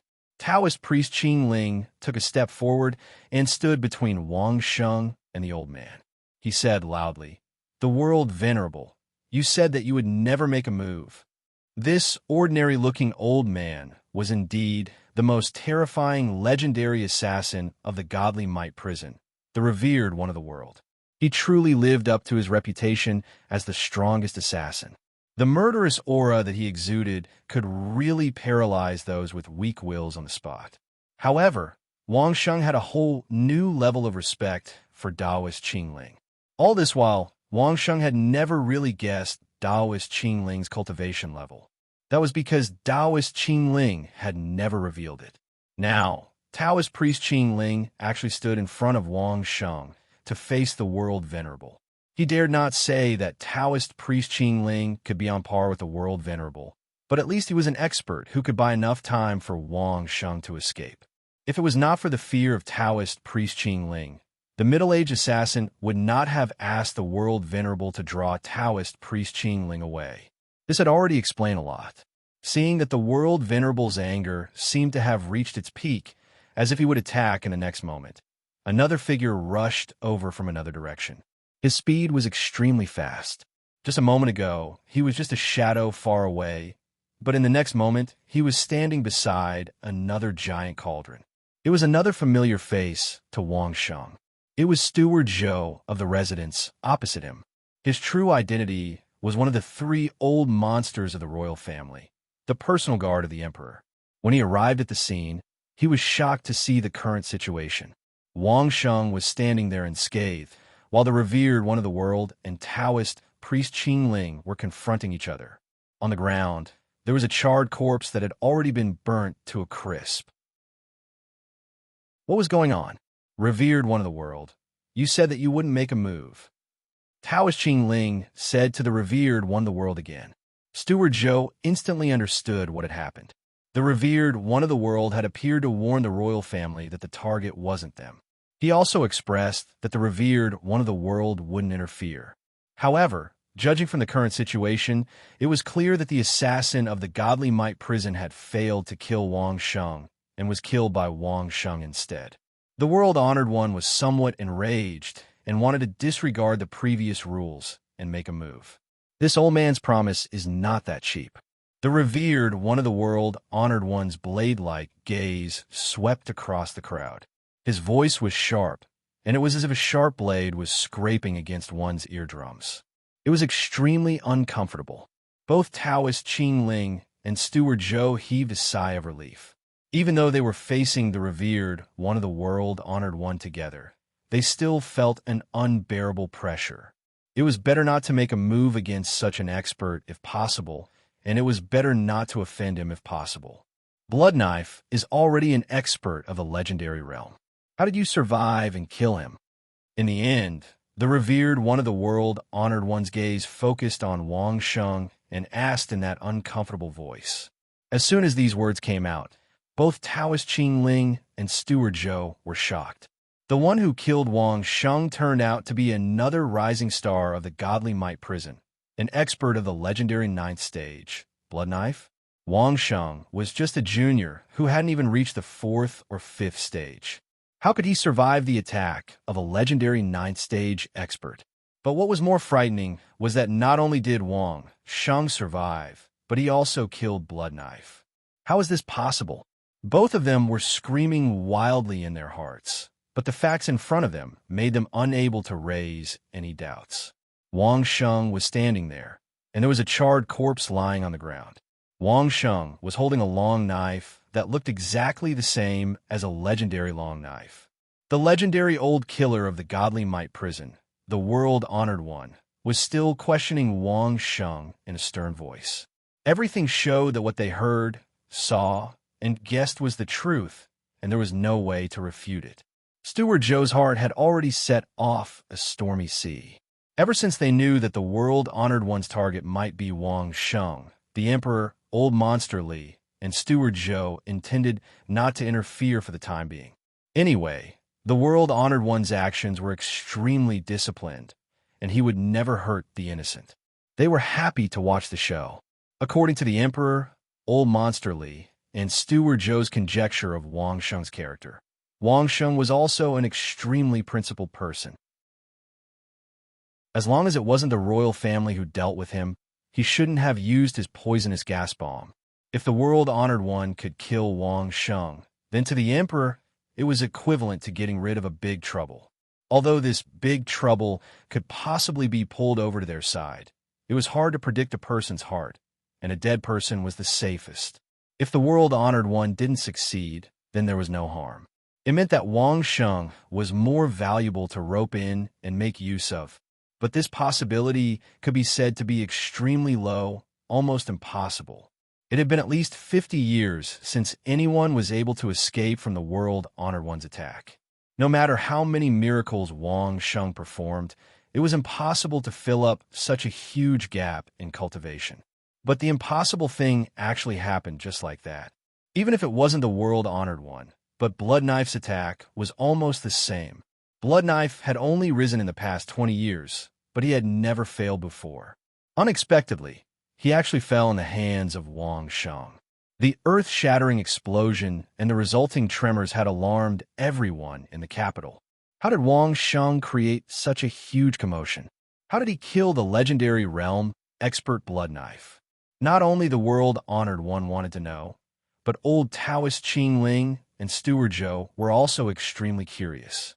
The three peerless experts' gazes were all on Wang Sheng, waiting for Wang Sheng's answer. The pressure from the three peerless experts made Wang Sheng involuntarily take a step back. But it was only one step, and Wang Sheng stood in place, no longer retreating. Senior, you have killed so many experts, so there must be people with higher cultivation than you. How did you kill the target with the highest cultivation? After standing still, Wang Sheng didn't answer the world-honored one's question, but asked a question instead. How could I tell you the assassin's secret? The world-honored one replied coldly. Junior is also an assassin, a green-plate assassin of Worry-Free City. Wang Sheng also replied to the world-honored one. How could I tell you the assassin's secret? Chapter 510. Could an assassin's secret be revealed? Other assassins might not know, but Wang Sheng's secret definitely could not be revealed. Killing Crimson Blade was a result that Wang Sheng had meticulously planned for a long time. Only in an enclosed space like the training room could Crimson Blade be placed right at the center of the black gunpowder's explosion. Only then could he rely on the temperature of the explosion to kill Crimson Blade. If it was any other open space, Wang Sheng would not have been able to do this. With so much black gunpowder, the calculation of angles and whatnot could not be done casually in an unfamiliar place. If Wang Sheng had escaped immediately after receiving the news, he would not have had this geographical advantage. He might have really been chased by a legendary expert until not even his bones were left. Could such a secret be revealed? Revealing his own secret, and then building his future hope of survival on the words of the world's honored one? Wang Sheng was not that stupid. Moreover, the appearance of black gunpowder had also set off a revolution in weapons in the history of Earth. It had almost completely changed the way wars were fought. Wang Sheng was not willing to be the one to promote this. It was better to wait for others to find out and then slowly promote it. Faced with Wang Sheng's answer, the world's honored one was speechless. He could not say that Wang Sheng, a killer from Carefree City, was not a killer, and that only the killer from Godly Might Prison was a killer, right? If the world's honored one dared to say so, Wang Sheng would dare to let old Taoist Ling Su attack the world's honored one in the name of a red card killer from Carefree City. Wang Sheng firmly believed that it was not impossible for old Taoist Ling Su to come back with the world's honored one's head. The world's honored one was obviously very angry now.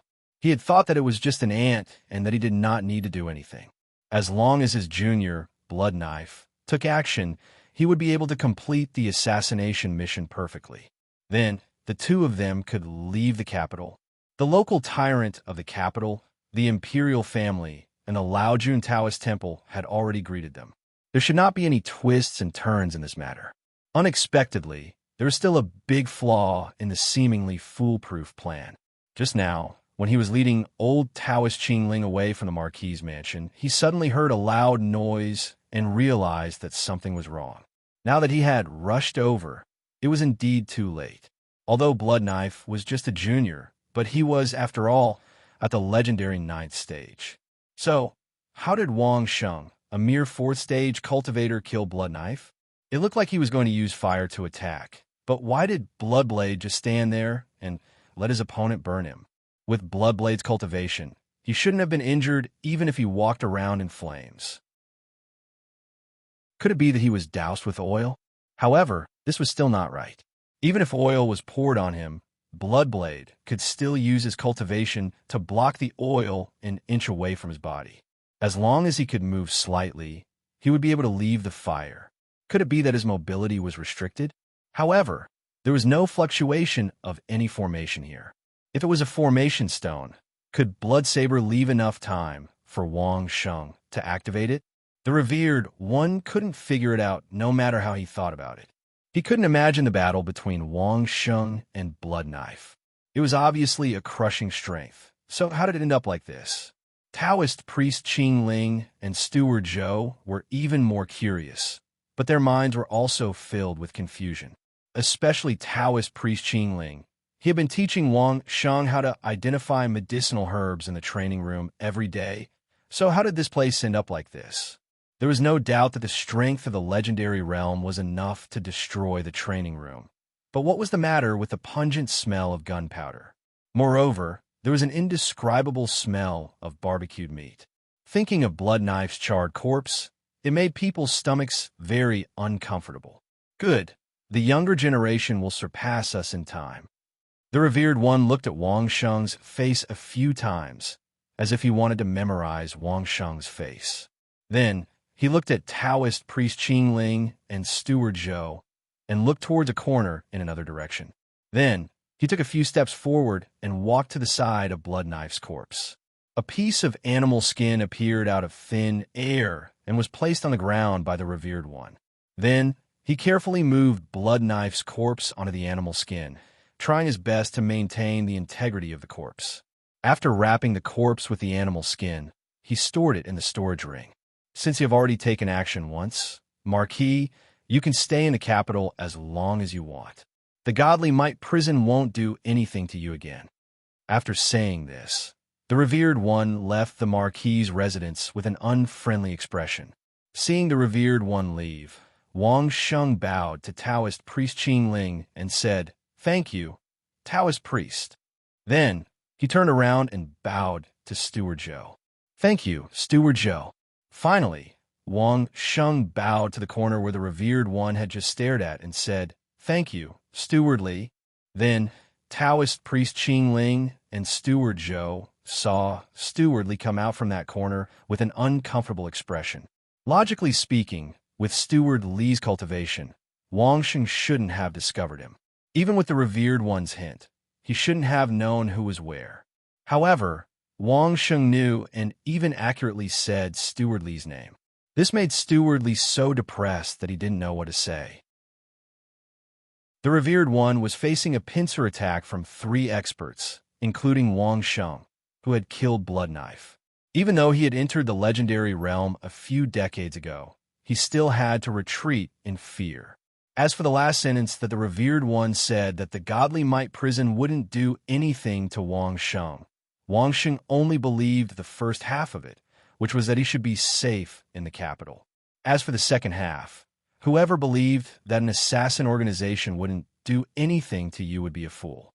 Steward Zhou, steward Li, and Taoist priest Qing Ling all gathered on the charred ruins of the training room.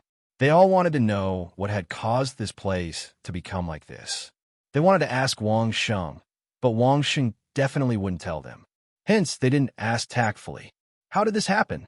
Just as the 3 of them were pondering, they suddenly heard Mei Er's voice. After Mei Er realized what had happened, she hurried over and saw the ruins. The training room was definitely in ruins. Not only the training room, but even the courtyard next to it was also in ruins.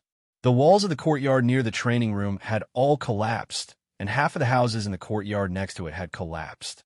This place was more than 100 meters away from the training room. With such a huge commotion, the Imperial Guards in the capital quickly gathered over. Although Chief Steward Li stepped in and withdrew the troops, the news still spread. The Changsheng Marquis residence was attacked by experts, causing the entire training room to be destroyed. Because Wang Sheng didn't appear at that time, no one outside saw any trace of Wang Sheng.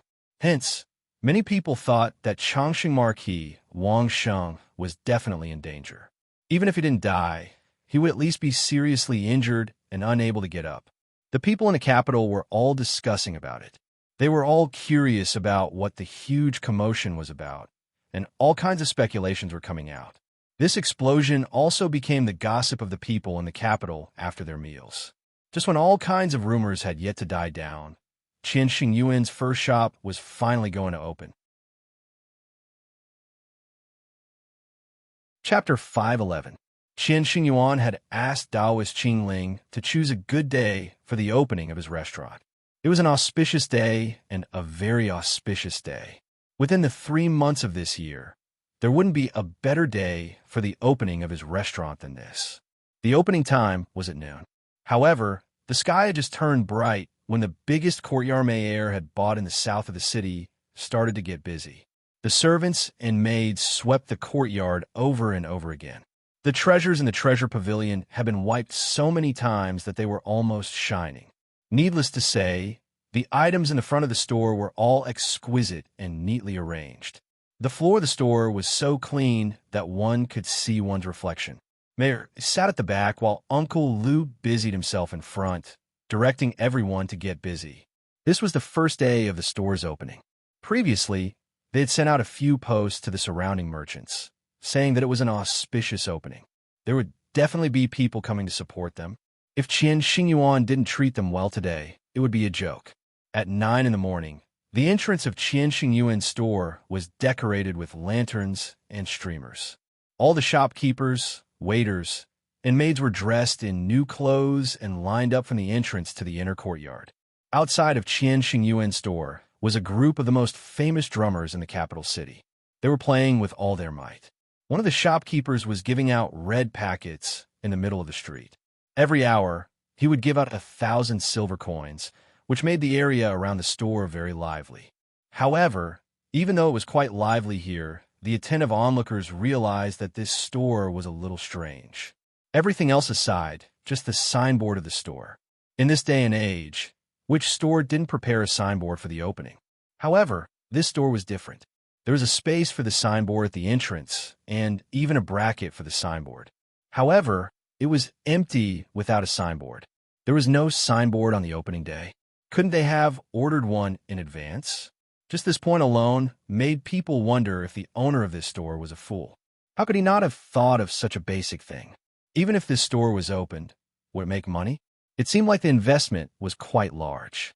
Unfortunately, no matter how large the investment was, it would all be for naught if the store were to be operated so foolishly. This was the opinion of the ordinary people who had no business ability. As for the professional shopkeepers, they were even more disdainful. Let's talk about the background of this shop first. It was said that this Qian Xingyuan was the property of Marquis Changsheng, who had just been appointed by the emperor not long ago. In the capital, it was not difficult to find out the background of a shop that suddenly appeared, especially since Uncle Lou and the others had been frequently entering and exiting the Marquis' mansion these days. They had long been seen by others. Being bestowed the title of Marquis by the emperor was a great honor. In terms of nobility, there were not many people in the world who had a higher status than the Marquis Changsheng. In the entire world, there were only 8 marquises and 1 duke.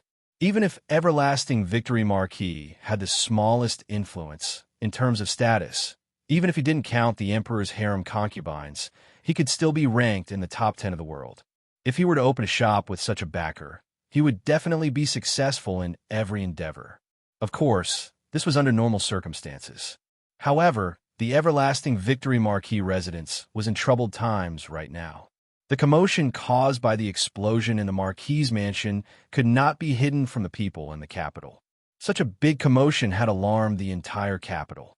Even the houses nearby could feel the vibration. Although the Marquis' mansion and the royal guard tried their best to keep it secret, how could they keep such a big thing a secret? In the capital, which of the vassal states didn't send countless spies to monitor the situation in the capital? The revered one of the godly might prison released his aura to show the royal family his attitude. But how could his aura not be discovered by the spies of the vassal states? If the revered one of the godly might prison made a big move in the capital, wouldn't all the parties be keeping their eyes open?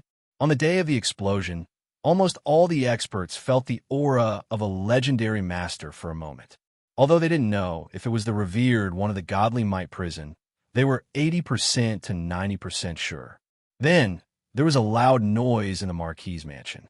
The royal guards blocked the roads and finally blocked the news. All the experts immediately began to think of ways to spread the news in the hall. As long as they found a higher place, basically those with good eyesight would be able to see the cultivation room area in the Marquis' mansion, which had already turned into ruins. The godly might prison's legendary killer, The revered one of the godly might prison had made a move against a fourth-stage realm or fifth-stage realm Wang Sheng. Did the spies need to ponder over the outcome? Even if they didn't see Wang Sheng's corpse, they knew that Wang Sheng would definitely not have a good ending. This news spread like gossip to all the places, and the capital was no exception. The royal family didn't come out to refute the rumor. Neither did the Marquis's mansion, as though nothing had happened. Could it be that they wanted all parties to think that Wang Sheng was safe and sound, and Everlasting Victory Marquis was still the Everlasting Victory Marquis, who seemed to have great power? A Everlasting Victory Marquis who was no longer around. How was he going to support his own family's business? Especially when this shop was open in a place where one could casually meet several influential people who could do whatever they wanted in the capital. How many days could this shop's business be maintained before it was replaced by someone else? The businessmen all had their own considerations. This kind of shop, was it worth it for them to expend effort to maintain a good relationship? In the past, they didn't have any relations with them, so was it worth it to treat them differently? The entire district's businessmen had actually received the invitation, but until this hour, not a single shop had sent anyone over to send any congratulatory gifts. Not a single shop had even sent a shop assistant over to congratulate them. It looked as though the streets were bustling with activity, but those were the commoners who had distributed silver coins to Qiansheng Yuan. There wasn't a single genuine congratulatory guest, so it could be said to be extremely deserted. Uncle Lu was an old hand, and these few days they had been busy running around here, so naturally they had heard some news. Master Marquis was safe and sound in the Marquis's mansion, so they naturally felt that there wasn't any problem. But now that they were about to open for business, but there wasn't a single congratulatory guest, this was simply too inauspicious. Luckily, May was still able to keep her composure as she totally disregarded this deserted atmosphere. She was very clear in her heart that as long as the signboard was sent over, who knew how many people who were watching the show would be filled with regret. Now she didn't have to care about this little bit of awkwardness and just waited patiently. The congratulatory guest still appeared, but it wasn't the guest that Uncle Lu and the others were expecting. Instead, it was a group of rascals who swaggered over from the other side of the street. The commoners who were originally surrounding the shop and waiting to receive their silver coins all changed their expressions when they saw them. They all moved away from their seats and quickly made a path for them to walk to the entrance of the shop. We brothers have specially come to congratulate you on the opening of the new shop. The fair-faced guy in the middle cupped his hands at Uncle Lu without much sincerity and then stretched out his hand. Shop owner, can you also give us a gift? Chapter 512. Uncle Lu was already prepared for such a situation. It was common for a shop owner to encounter such hoodlums and ruffians. Sometimes, these fellows were like dogskin plaster. If one didn't have a strong background, they would always be extorted and blackmailed. With Qiansheng Yuan's backing and the scale of his business, Uncle Lu could totally ignore these guys. But today was the opening day. He wanted to give these guys some benefits so that they wouldn't have to do anything to him and spoil the festive atmosphere. But this was only for today.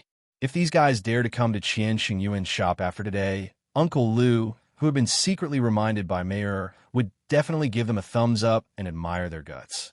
Pooey, give them 10,000 guts. Anyone who comes as a guest. Uncle Lu was definitely an expert in dealing with people. Even the most picky person wouldn't be able to find any fault in this aspect. Thank you for your support. Please come to the inner hall to have some tea. We'll serve it to you. Even if he wanted to beat up some gangsters, he couldn't do it in front of them. Hence, Uncle Lu invited these people to the back for tea.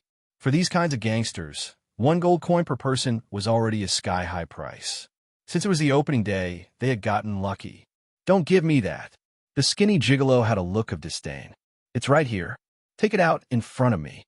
Sure. Uncle Lu was also a master of the underworld. He couldn't be bothered to go in and didn't mind. I have nothing to repay you for coming here to congratulate me. 1 gold coin per person. Please have some tea. A quick-witted shop assistant had already counted the number of people and walked out with a plate covered with a silk cloth. Walking closer, the tray was placed in front of Uncle Lu. Uncle Lu stretched out his hand and untied the brocade handkerchief. Dozens of gold coins were spread out neatly. Uncle Lou stretched out his hand and made a pleased gesture. The shop assistant then placed a tray in front of the skinny and weak gigolo. The gigolo gave Uncle Lou a strange smile and waved his hand. A rogue-like companion stepped forward and took the tray. With a voila sound, he poured dozens of gold coins into a cloth bag and casually threw the tray back. The shop assistant showed his skills. He took a step forward and caught the plate. Just as he was about to turn around and return to the shop, he was kicked in the chest by the gigolo. Bang! The shop assistant flew out. He was just a first-degree realm waiter, but that kick from the gigolo had already displayed the standard of a third-degree realm cultivator. Trying to get rid of me with just a few dozen gold coins? Do you think I'm a beggar? The gigolo kicked away the shop assistant, turned around, and sneered at Uncle Lou with a fake smile. I see. Uncle Lou glanced at the waiter who was trying to get up and motioned for him to go back. He then turned around and shouted toward the shop. Note down, place an order in Carefree City, 100 gold coins for one life. These few people, every one counts, including their family members. The pretty boy's expression changed on the spot. He shouted angrily at Uncle Lou. What do you mean? He was just a third-degree realm hooligan. Although he could bully those small merchants who didn't have much power in the capital. But if the assassins in Carefree City were to really pay this price, including the family members of their companions, and really put up a reward, other than hiding their identities and escaping to a place where no one knew them to live in fear, they could only stretch out their necks and wait to be executed. Did I not make myself clear? Uncle Lou looked at the pretty boy in astonishment and asked suspiciously, Or is there something wrong with your ears? It's exactly what I meant earlier. It's just a matter of a few tens of thousands of gold coins. Perhaps it's not necessary. Including your family members, do you have more than 200 people? At most 20,000 gold coins. It's a small matter. Those fellows who came with the pretty boy were almost paralyzed with fear. Who would have thought that in this shop, where they thought they had no backing, a shopkeeper would dare to throw out tens of thousands of gold coins to buy their entire family's lives without any change in expression? They just followed their boss here to ask for a few gold coins. Was it worth sacrificing their lives just for this? The pretty boy was dumbfounded. He totally didn't expect Uncle Lou to not play according to the script he had planned. He was just a small lackey who was instructed by someone. The other party actually wanted to kill them immediately after the negotiation failed. Was this how you do business? Wasn't it possible to bargain if the price wasn't agreed upon? The few of us brothers only want a few more gold coins. Shopkeeper, you don't have to do this, right? The pretty boy forced a smile on his face. He couldn't see his own smile, and it was almost an apologetic smile. Why don't we just leave now, all right? Such a huge courtyard was only used as a venue. No matter if everlasting marquee residence's backing was strong or not, their gold coins were real. With just a few words, tens of thousands of gold coins could buy their entire family's lives. If they knew that this side was so tyrannical, they wouldn't have dared to use such hooligan methods, even if they were beaten to death.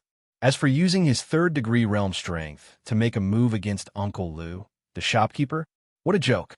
A shop that easily used tens of thousands of gold coins to smash people. If there weren't a few experts in the shop, who would believe it? The person he kicked just now was a small shop assistant, and the other party didn't care. Did he dare to touch Uncle Lou? Before he could even touch Uncle Lou, his hand would have already left his body. The one who instructed him didn't expect him to do this. Buying someone's life just because of a disagreement. He couldn't even be bothered to let his own guards take action. This situation was completely different from what everyone had imagined. What to do? That won't do. Uncle Lou smiled warmly and asked as if he was discussing business. My little shop assistant was injured by you. You'll have to lie in bed for at least half a year. Our shop still needs to take care of him. What do you think we should do? What else could they do? The pretty boy put on a long face and snatched the bag of gold coins from the hands of the lackey. He respectfully presented it to Uncle Lou. Shopkeeper, do you think this is enough for your shop assistant to recuperate? Uncle Lou casually took the bag and threw it to the back. The little shop assistant who was kicked just happened to be there. He stretched out his hand and caught the bag accurately, keeping it with a grin. Just from the accuracy of Uncle Lou's casual throw, One could tell that he was definitely not a weak, fat shopkeeper who only knew how to do business. His cultivation was definitely higher than the pretty boy. The pretty boy's face twitched, and he didn't dare to say anything. Just as he was about to leave, Uncle Lou suddenly asked, "Aren't you here to send a congratulatory gift? Where's the congratulatory gift? Why didn't I see it?" Hearing that, the pretty boy's legs turned soft, and he almost knelt down. Not only did he return the gold coins, he even had to bleed a lot. The surrounding commoners who were crowding around were completely excited. This show was really exciting. The ups and downs were simply too good to watch. The pretty boy's gaze had already started to look toward the corner outside the crowd. That was where the person who instructed him was standing. Chapter 513. A bunch of trash. Not far away, in a 3-story restaurant, there were 3 people sitting at a table by the window. They were all young men in their 20s. A young man in the opposite direction cursed in a low voice. Just a few hooligans. At the start, we only wanted them to discuss Qian Yuan. Do we really expect them to succeed?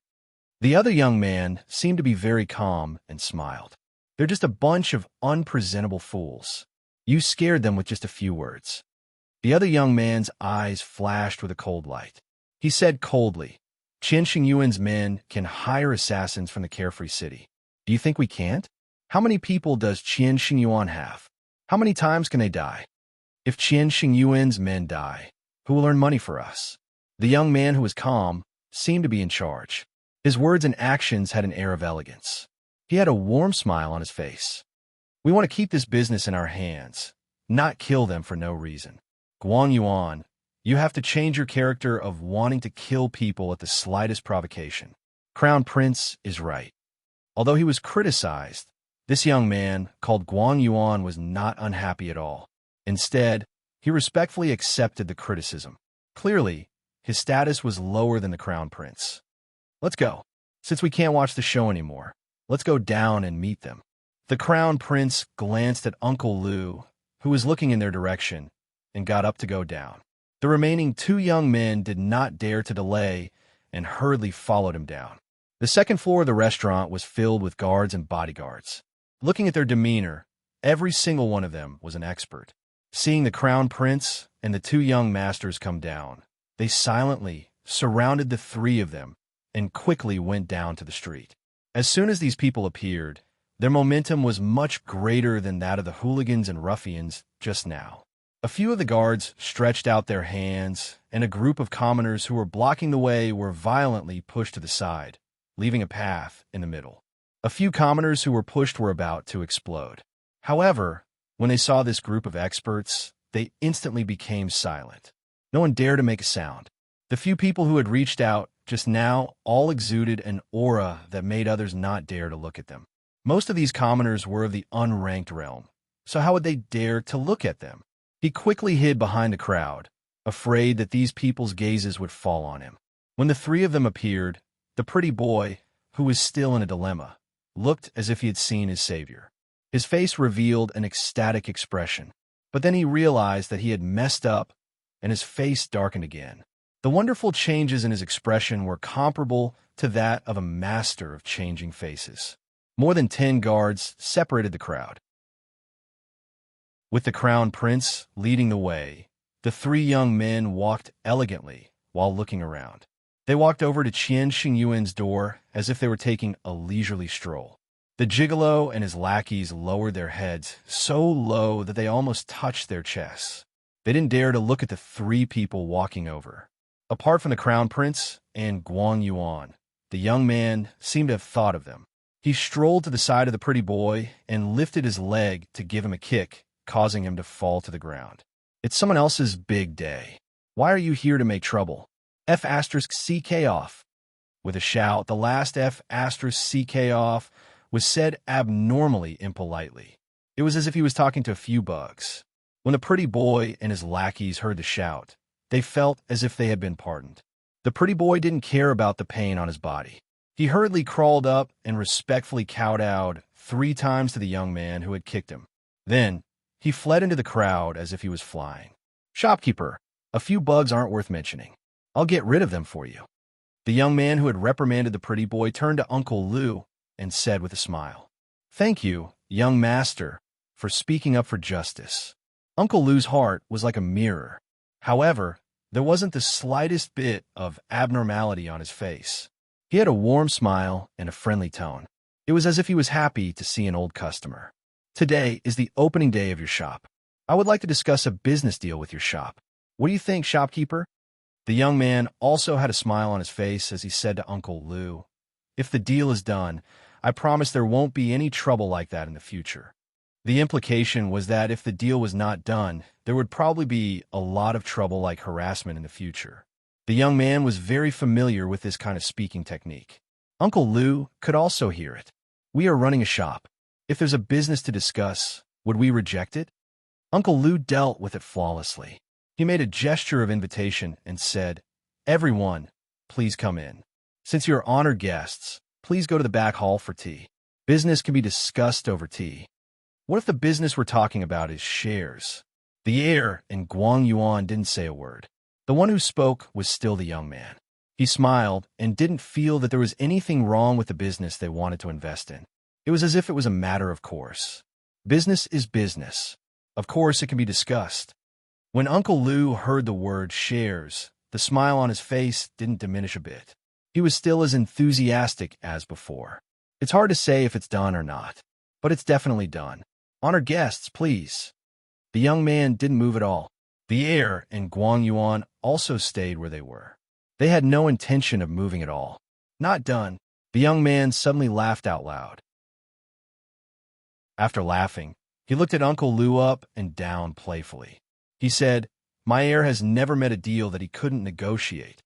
Everything is difficult at the beginning." Uncle Lu's expression didn't change. He maintained his gesture of invitation and smiled at the young man. "After the first time, you'll slowly get used to it.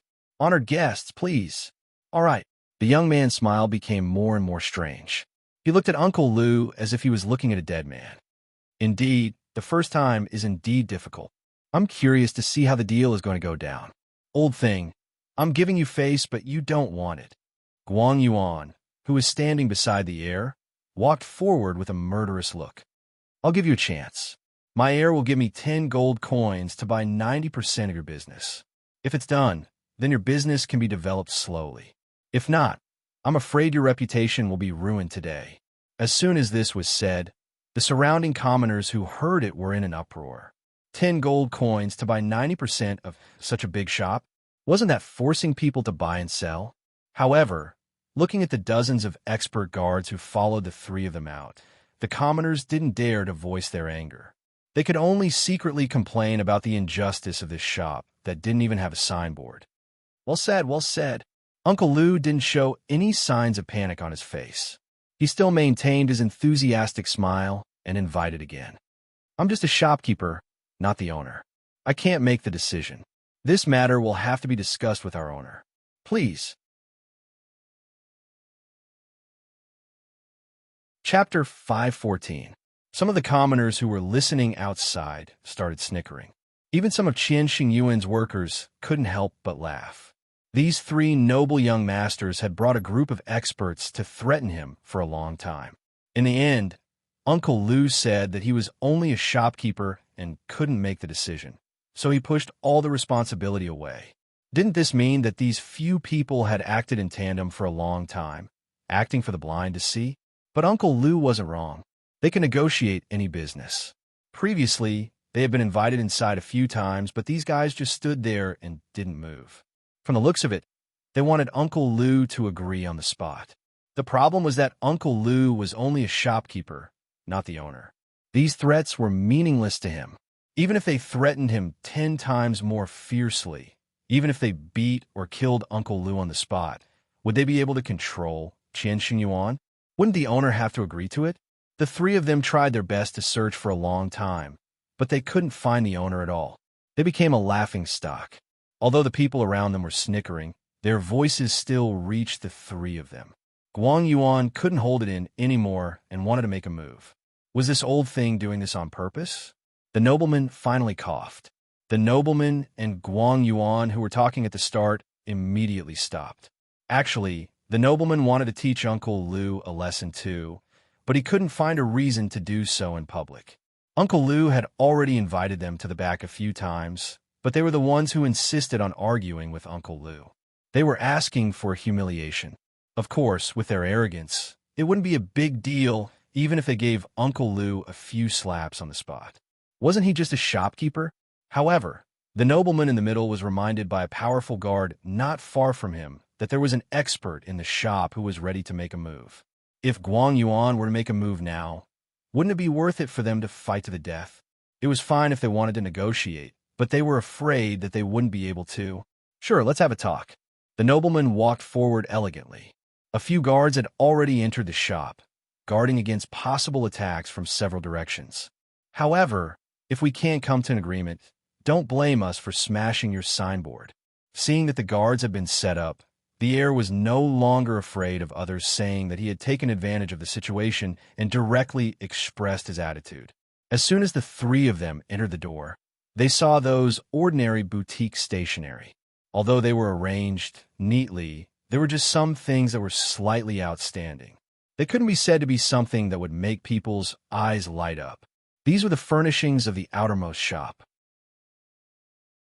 The three of them only glanced at them briefly before following Uncle Lu's lead to the second entrance.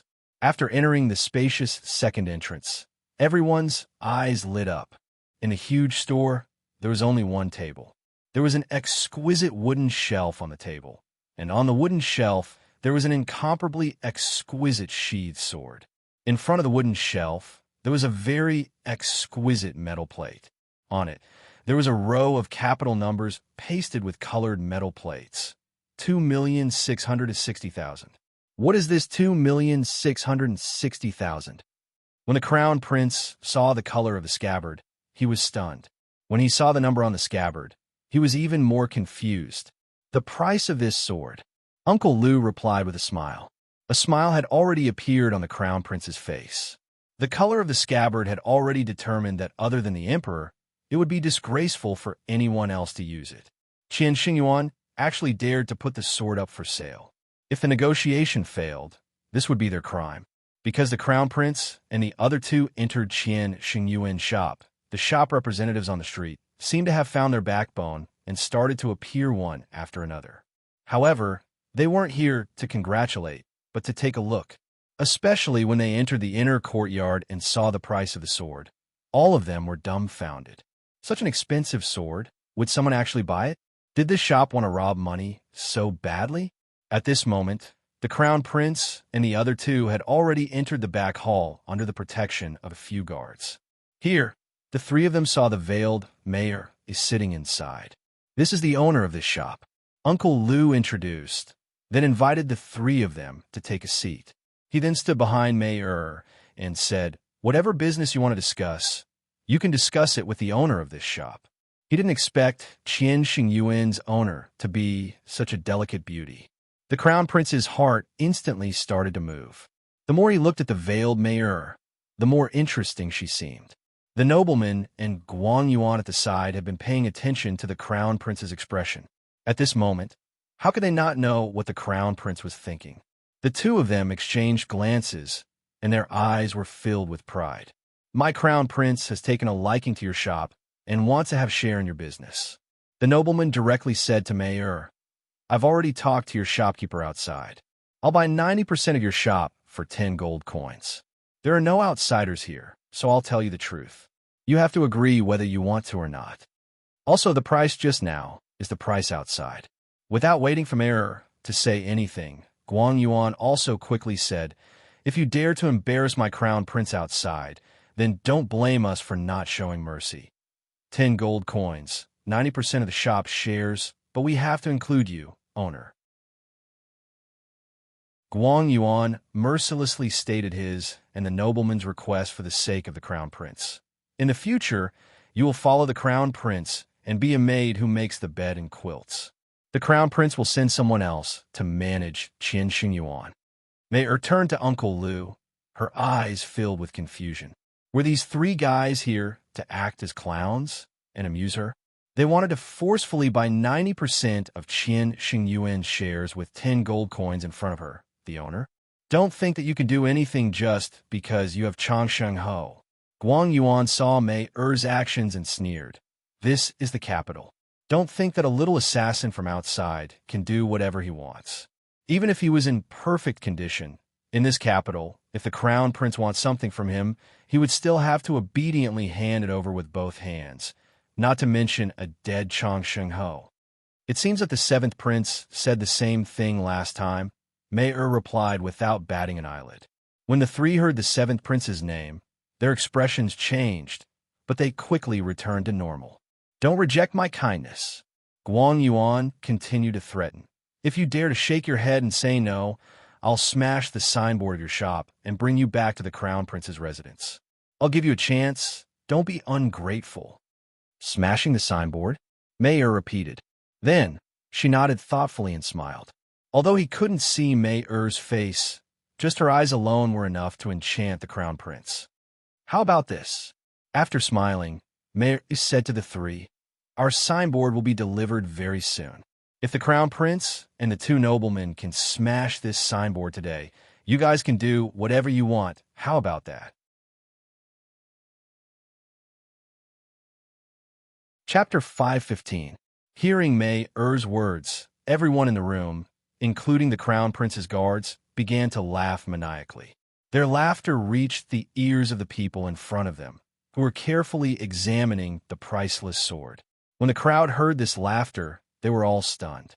Then, they understood that the crown prince must have negotiated successfully. This shop was already the crown prince's. The crown prince and the others laughed wildly for a long time before they stopped. Looking at Mei Er and Uncle Lu, who had not laughed, Guang Yuan seemed to be unable to help laughing again. They had heard of all kinds of strange requests, but Guang Yuan and the others had never heard of such a strange request. They actually asked someone to smash their signboard and said that as long as it could be smashed, they would listen to the crown prince. Wasn't this a big joke? What kind of signboard can a mere shop use? Even if it was a signboard made of steel, could it withstand a few attacks from them, let alone a signboard made of wood? The nobleman next to them didn't think it was a joke. He just looked at Mei Er approvingly and praised her in his heart. This is a real smart person. Look at the way she stepped down. It was just a simple request. It wasn't making things difficult for the crown prince, but it also showed that she didn't submit without resistance. She was principled and scheming. Looking at her charming eyes, this female shopkeeper probably had a peerless beauty. With such a woman by the crown prince's side, wouldn't the crown prince be like a tiger that had grown wings? Moreover, there must be a reason for this signboard. Maybe it was written by a powerful person, and the person who wrote it was probably the behind-the-scenes owner of this shop. If the crown prince couldn't afford to offend the owner, then the signboard naturally couldn't be smashed. If the crown prince dared to smash it, it meant that the crown prince was stronger than the backer. Then, wouldn't it be better to change to a stronger backer? If it was not wrong, the signboard of this shop should be related to Changsheng Ho's residence. If this was the case, the crown prince had already succeeded more than half today. The everlasting marquis residence had been visited by the world venerable of the godly might prison. Not to mention a mere everlasting marquis residence. It was not impossible for the world venerable of the godly might prison to enter the inner court of the royal palace and come out with a certain head. Changsheng Ho had not appeared since the last incident. Outsiders did not know whether he was dead or alive. However, an old Taoist in charge of alchemy and medical treatment in the lousy Taoist temple often went in and out. What did this mean? Even if Changsheng Ho didn't die, he probably didn't have many breaths left. This kind of everlasting victory marquis residence also dared to open a shop with such great fanfare. Wasn't this clearly tempting people to take action? Fortunately, the crown prince had guessed correctly and came to visit on the opening day. Otherwise, in a few days, wouldn't those guys who smelled the fishy smell swim over like sharks? The young master had guessed part of it, and it was a very large part, but he still hadn't guessed everything that had happened later. From the moment the merchants entered the shop and saw the expensive long sword, cries of surprise could be heard.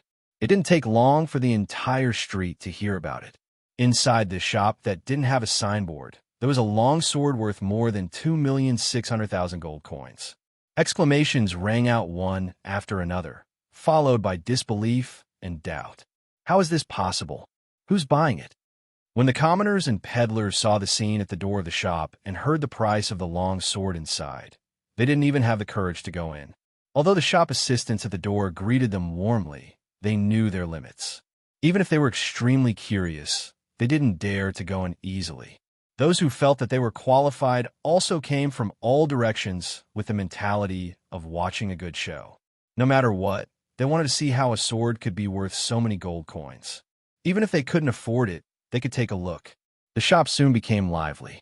After looking at the long sword, and then looking at the 4 treasures of the study outside, everyone shook their heads. There was something wrong with the direction of this shop's operation. It was obviously a stationary business, but it had to get a sword to raise its value. The value of the things outside was too different from the value inside. It was an absolute failure. However, in addition to the long sword, what made people's eyes light up was also the shop's welcome tea. Obviously, it was just a light tea with a little color, but the smell was fragrant. Once it entered the mouth, the fragrance lingered in the mouth, and the aftertaste was endless. Many people wanted to scold the shop owner for wasting natural resources after taking a sip. Such a good tea. Why didn't they want to sell it as a commodity? Why did they have to make stationery? The owner and shopkeeper of this shop were all stupid. The 3 princes, who were waiting with Mayer in the inner hall, naturally enjoyed the taste of this top-grade tea. After taking a sip, the prince was immediately moved. Good tea, the prince complimented. After today, send a few caddies to the residence.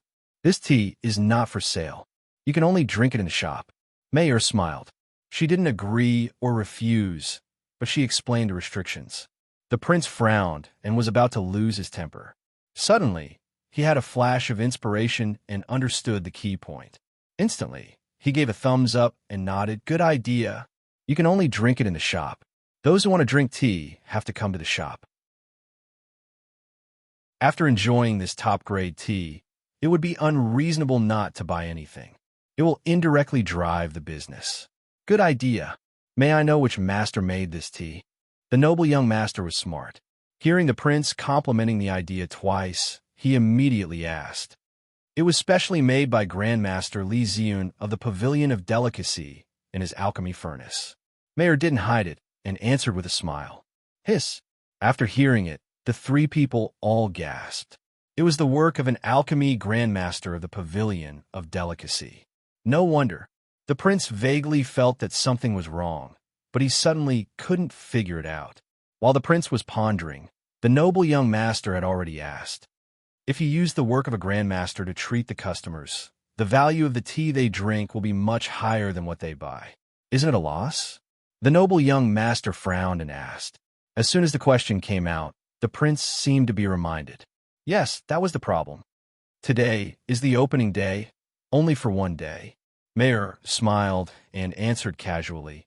In the future, the tea will also be charged. So that's it. The 3 people all looked enlightened. It was a big opening, so it was free. It would be normal to charge in the future. The noble young master couldn't help but ask, how much is the tea? 10 gold coins for 1 cup. Mayer was still smiling, but then she stabbed the prince with a sentence. It's 90% of the prince's. It was obvious that she was implying that the prince was robbing. The prince's expression changed, and Guang Yuan was about to lose his temper. At this moment, the gongs and drums that had been quiet for a while suddenly sounded again. When Mayer heard this, a smile appeared on her face. Looks like the signboard has arrived. Crown Prince, please. Chapter 516. Watch how I smash it. Guang Yuan stood up and snorted at Mayer before walking out. The Crown Prince also stood up slowly and smiled at Mayer. I know you're not happy, but it's okay. I won't argue. After today, you will obediently stay in my mansion and listen to my orders. We'll talk about that after today. Mayer was smiling so much that her eyes were about to disappear. She looked happy, but who knew if she was forcing herself to smile? The Crown Prince flung his sleeves and followed Guang Yuan out. The Crown Prince seemed to be very calm. He shook his head at Mayer and couldn't help but sigh. Even at this stage, you still have to be so eloquent. Sigh. When you reach the Crown Prince's residence, you'll definitely be taught a lesson. After sighing, the Crown Prince followed the Crown Prince out. His expression showed that he was extremely disappointed in Mayor. Mayor was not angry. She turned her head and looked at Uncle Lou. Both of them laughed. Uncle Lou was trying his best not to laugh. He was trying so hard to hold back his tears. When the two of them walked out, Guang Yuan and the Crown Prince turned around and saw Uncle Lou, who still had tears in his eyes. Their moods were instantly lifted. This old shopkeeper, Lou, must have known that the female boss would be taken over by the Crown Prince soon. The Crown Prince would send someone else to take over the business, and he wouldn't be able to run himself. He pitied his boss, but at the same time, he was worried about his future. That must be it. Very good. This was the effect he wanted. He wanted these people who dared to go against the Crown Prince to cry year after year, month after month, day after day. Only then would they learn to never go against the Crown Prince's wishes, especially in the capital, even if they had the support of the Marquis. Today, Qian Xingyuan would be a role model. He wanted to let those stubborn people see the consequences of offending the Crown Prince. The gongs and drums suddenly sounded even louder, attracting the attention of the customers in the shop. They were all businessmen, so they naturally knew that someone important had arrived, or that there was an important ceremony going on. Thinking back to the fact that there was no signboard in front of the shop, he guessed that the shop was about to put up a signboard. A group of people quickly walked out, waiting to watch the show. Regardless of whether it was officially hung up or if it was smashed by the Crown Prince and the others after it was hung up, it was an exciting show that could not be missed. Everyone was afraid that they would miss a trace of it if they walked a little slower. In the future, these scenes would become the most exciting topic of conversation after a meal. As expected, the crowd outside had already begun to clear. However, it wasn't Qian Xingyuan's employees who were clearing the area. Instead, it was a group of soldiers wearing military uniforms. These soldiers were very fierce, and their movements were rough. The commoners had already been chased to the side of the street by this group of soldiers who had arrived earlier, leaving the street completely empty. The people who came out of the shop were rudely yelled at and pushed to the side. If they showed any dissatisfaction, they would immediately be beaten up by a few people and then thrown to the back of the crowd. No matter how well-dressed you were, it was useless. These people had no intention of reasoning with you. The people behind him also learned to be obedient. They didn't say a word and followed whatever the other party said. They went wherever they were told to go. They were just here to watch the show. It wasn't worth it to get beaten up for no reason. Just as these soldiers were acting fiercely like wolves and tigers, Uncle Lou had already run out. Seeing this situation, he hurriedly smiled at the general in the middle, who looked like a commander, and said, "General, these are our honored guests. Please show some mercy." At first, when the general saw Uncle Lou smiling apologetically, he was about to flare up. However, when he heard Uncle Lou say that he was from the shop, his face instantly became unusually warm. Sure. Little bastards, don't fight. Just persuade them with kind words." After he gave the order, the soldiers, who were like wolves and tigers just now, immediately became obedient. With smiles on their faces, they smiled at the people who came out and made a gesture of please with their hands. However, their attitude of asking them to stand aside and not get in the way was clearly expressed. Which of these fellows who came out had bad eyesight? Looking at this situation, they knew that the heir of the Crown Prince had probably kicked an iron plate today. Judging from the attire of these soldiers, it was obvious that they were royal guards. However, the shopkeeper of the shop had managed to make these royal guards obey him after a short discussion. Was this something that an ordinary person could do? The show seemed to be even more interesting. Everyone was excited and waiting for the wonderful show to begin. They all stood by the side of the street obediently and didn't dare to disturb them at all. At this time, the guards of the heir of the Crown Prince finally came out. When they saw the situation outside, they were all shocked. A quick-witted guard hurried back to report to the heir of the Crown Prince. The rest of them stood at the entrance of the shop, not knowing whether they should spread out and protect the heir of the Crown Prince. "What are you doing?" Seeing so many experts, the The commander shouted loudly, and his hand had already grabbed the hilt of his saber. The surrounding soldiers who were driving the commoners all turned to this side and put their hands on their weapons. Don't misunderstand. We are the guards of the heir of King Changshan. The guard in front hurriedly revealed his identity. He worked in the prince's mansion of the capital city. How could he not recognize the clothes of these imperial guards? Guards of the heir of the crown prince? That was to protect the heir of the crown prince. The commander of the imperial guards looked at the tokens that they flashed and looked inside. He waved his hand and ordered, "Line up on both sides." The guards didn't dare to say anything and hurriedly lined up on both sides of the entrance of the shop. Seeing that they were lined up, the commander gave the order. The imperial guard stood in line every 10 steps and lined up all the way into the distance. At this time, an orderly group of soldiers walked over from the other side. The soldiers who came later were all wearing full sets of armor. Each of them was tall and strong and had dignified appearances. The weapons they were holding were golden and dazzling. However, people with discerning eyes, especially experts, could tell at a glance that these weapons were flashy but not practical. They were not used for battle at all. They were purely for show and had no other special purpose. If there were any important officials of the imperial court or those scholars who participated in the formulation of the etiquette, they would definitely spit on these delusional people. Even the people around the monarchs of the various vassal states would definitely be able to recognize that this was a ceremonial weapon bestowed by the emperor. It was a symbol of status and nobility. Who would use it to recklessly waste God's gift for fighting and killing? In the middle of the group, 4 imperial guards carried a wooden shelf. On the wooden shelf, there was an item covered with a red cloth. They walked neatly along the street. When the heir of the crown prince came out, he happened to see this group of honor guards carrying the wooden shelf and walking over. Seeing this scene, not only the heir of the crown prince, even his 2 followers, Guang Yuan and the nobleman, were dumbfounded. The item on the wooden shelf was clearly a plaque. How could they smash the plaque that the imperial guards of honor had delivered with great fanfare? How dare they smash it? Chapter 517. What was the imperial guard of honor playing at? Why did they come to join in the fun of the opening of a small shop? The crown prince couldn't figure it out. He couldn't figure out no matter how hard he scratched his head. However, the current situation left him with no choice but to advance or retreat. Smash the signboard? He didn't dare. Don't smash it. Not only would he not get anything today, but he would also lose face. So many people were watching.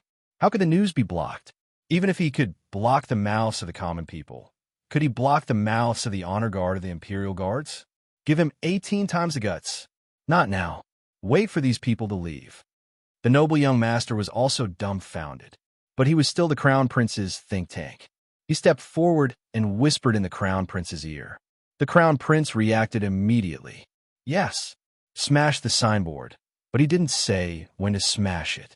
It wouldn't be too late to smash it when the honor guard of the emperor left. However, in order to support his shop, Changshengho's manner was really unscrupulous. They were already on the verge of death, yet they still wanted to borrow the emperor's honor guard to promote themselves. They were really tired of living. If they missed today, the commander who came today would definitely teach them a lesson. Using public property for private purposes, especially when the imperial guards were mobilized, was simply a slap in the emperor's face. Daring to mobilize the imperial guards so blatantly, even if it was only a small team of 100 people, it was still treason and should be exterminated. Also, that expensive sword, except for the emperor, who else could use that color? But Changshengho not only didn't offer the long sword to the emperor, but also took out the sword of the emperor to sell.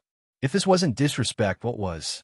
Just these 2 crimes were enough to turn the living Changshengho into a dead Changshengho. It was said that Changshengho's mansion was not bad. The 7th prince had been thinking about it for a long time, but he schemed against him when he was still alive. In order to maintain the reputation and dignity of the royal family, the emperor had to bear the pain and behead the 7th prince. If Changshengho was dead, could the marquis's mansion use their brains? While the crown prince was thinking, The plaque carried by the honor guard had been delivered to the door of the shop. The wooden frame was placed on the ground, waiting to be placed on the two brackets on the door. However, the red cloth covering it was still not opened, and it still remained mysterious. Mayer finally walked out. When the onlookers saw that it was only a woman with a veil coming out of the shop, they immediately started to make a ruckus. They felt that the show was good enough, but they also felt that a woman wasn't showing enough respect. However, these noises were drowned out by the deafening sound of gongs and drums. Everyone could only hear a buzzing sound, but they couldn't hear what they were saying. Mayer stood still in front of the horizontal board. With a wave of her hand, all the music stopped. The signboard is right here. Do you want to smash it first? After the crowd quietened down, Mayer asked the Crown Prince with a disdainful smile.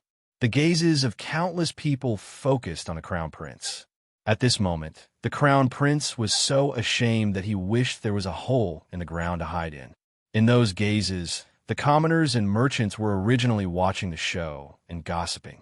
Previously, Guang Yuan had been clamoring to smash Qianxing Yuan signboard. Now that the signboard was delivered, it was time to see how the Crown Prince of Changshan would smash it. Of course, the bigger the show, the more fun it would be. However, the royal guards and the honor guards standing around were all shocked and angry when they heard Mayer's words. They immediately glared at the Crown Prince and his two companions. What? How dare you smash the signboard personally delivered by the royal guards? Crown Prince of Changshan, what do you want to do? Or what does King Changshan want to do? Your signboard hasn't been hung up yet. Hang it up first. Under the gazes of the crowd, even the Crown Prince felt a little guilty. However, he still forced a dry laugh to find a way out of this embarrassing situation. Mayer's extremely disdainful gaze looked over from behind her veil. It was like a whip lashing at the Crown Prince and his two companions. That kind of disdain was even greater than the humiliation they felt when so many people were watching. Just a moment ago, they had boasted shamelessly that they would smash the signboard and buy 90% of the signboard for the price of a cup of tea. Then, they would bring the people back to the residence to be trained as maids. Now that the signboard was placed in front of them, they didn't even have the guts to lift the red cloth covering it, let alone smash it. With such a huge contrast, not only did Mayer despise them, even their guard despised them. However, as servants, they couldn't say that the master was in the wrong. Moreover, if the master was humiliated, the servant would die. How could they remain indifferent when their master was humiliated like this? How dare you? A guard jumped out without a care. He pointed at Mayer and shouted, "How dare you be disrespectful to the Crown Prince? How disgraceful!" Before he could finish his sentence, the two royal guards closest to him had already pounced on him. What a joke! How dare you jump out in front of them? They swung their scabbards and slapped the guard's mouth. Slap! Slap! Before the loyal guard could finish his sentence, the scabbards were pulled back into his stomach. Then the scabbards of the two scabbards hit the back of his knees. The guard knelt on the ground with a thud. It wasn't that the cultivation of the royal guards was high. In terms of cultivation, the guard could kill the two royal guards 10 times over. However, this was the capital city where the emperor lived. Even if King Changshan came personally, he wouldn't dare to attack the royal guards in public, let alone a guard of the prince's mansion. Therefore, when the guard saw the two royal guards beating him up and saw the Crown Prince shaking his head, he knew that he had done something stupid. He obediently did not resist and allowed the royal guards to slap him on the mouth and knees. The Crown Prince wanted to hang it up before smashing it. Everyone could hear the disdain in Mayer's voice. That's fine. Uncle Lou, is it time? The auspicious time is here. We can hang up the signboard. Uncle Lou, who was behind Mayer, quickly replied. Mayer nodded. Just as she was about to instruct everyone to hang up the signboard, the leader of the guards of honor, the one who had been standing in front of the signboard, interrupted. Owner, please wait a moment. Steward Lee said that he will personally hang up the signboard. He will be here soon. Steward Lee? Then let's wait for him. Mayer immediately thought of the old eunuch who ordered the beheading of hundreds of people at the entrance of the Marquis's mansion. It seemed that Steward Lee and Wang Sheng had a good relationship. When the training room was bombed, Mayor saw Steward Li at the scene. This person was a big shot. It was worth waiting. When the leader of the Guards of Honor mentioned Steward Li, the Crown Prince, Guang Yuan, and the noblemen all trembled. Could the Steward Li they were talking about be that person?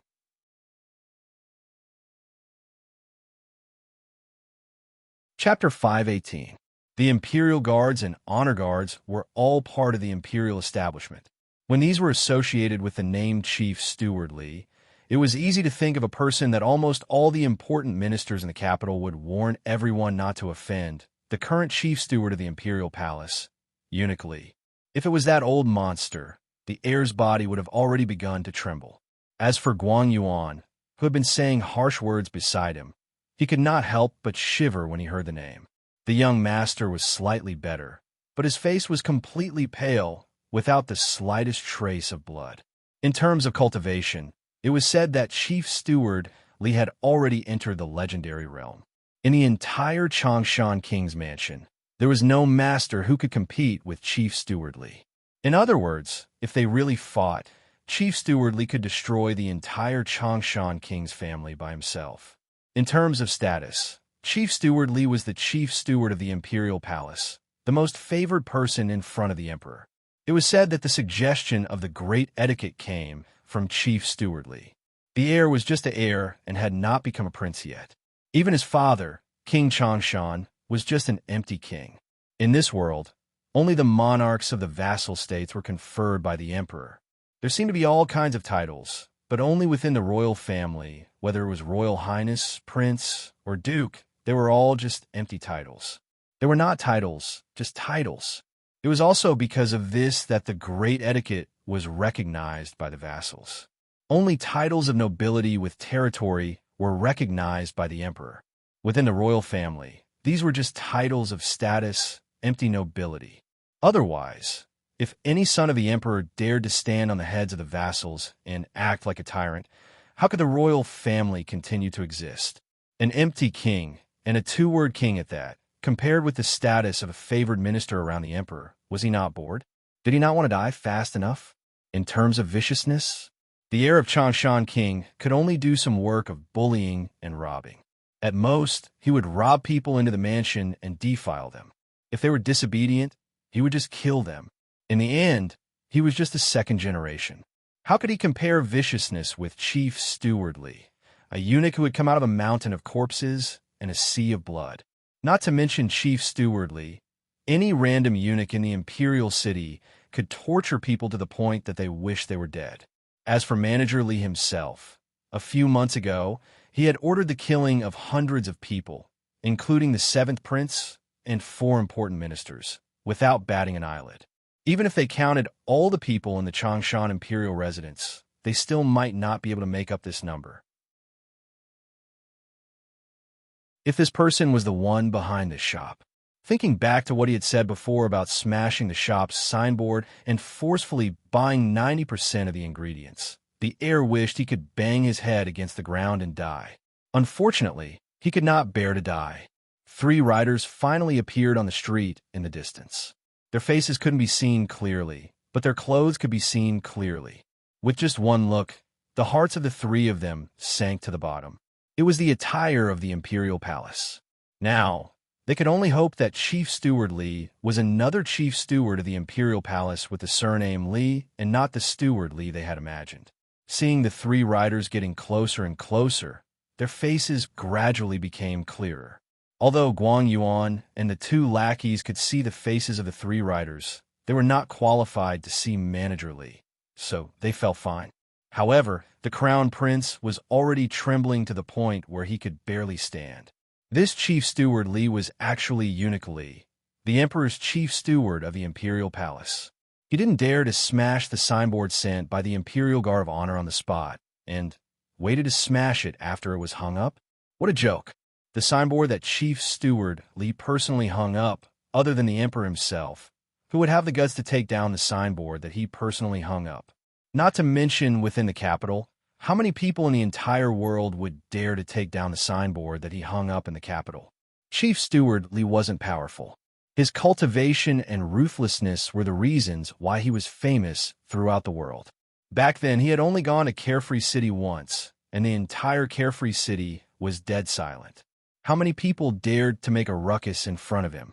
The Crown Prince's resentful gaze instantly landed on Mayor and Uncle Lou. It was all their fault.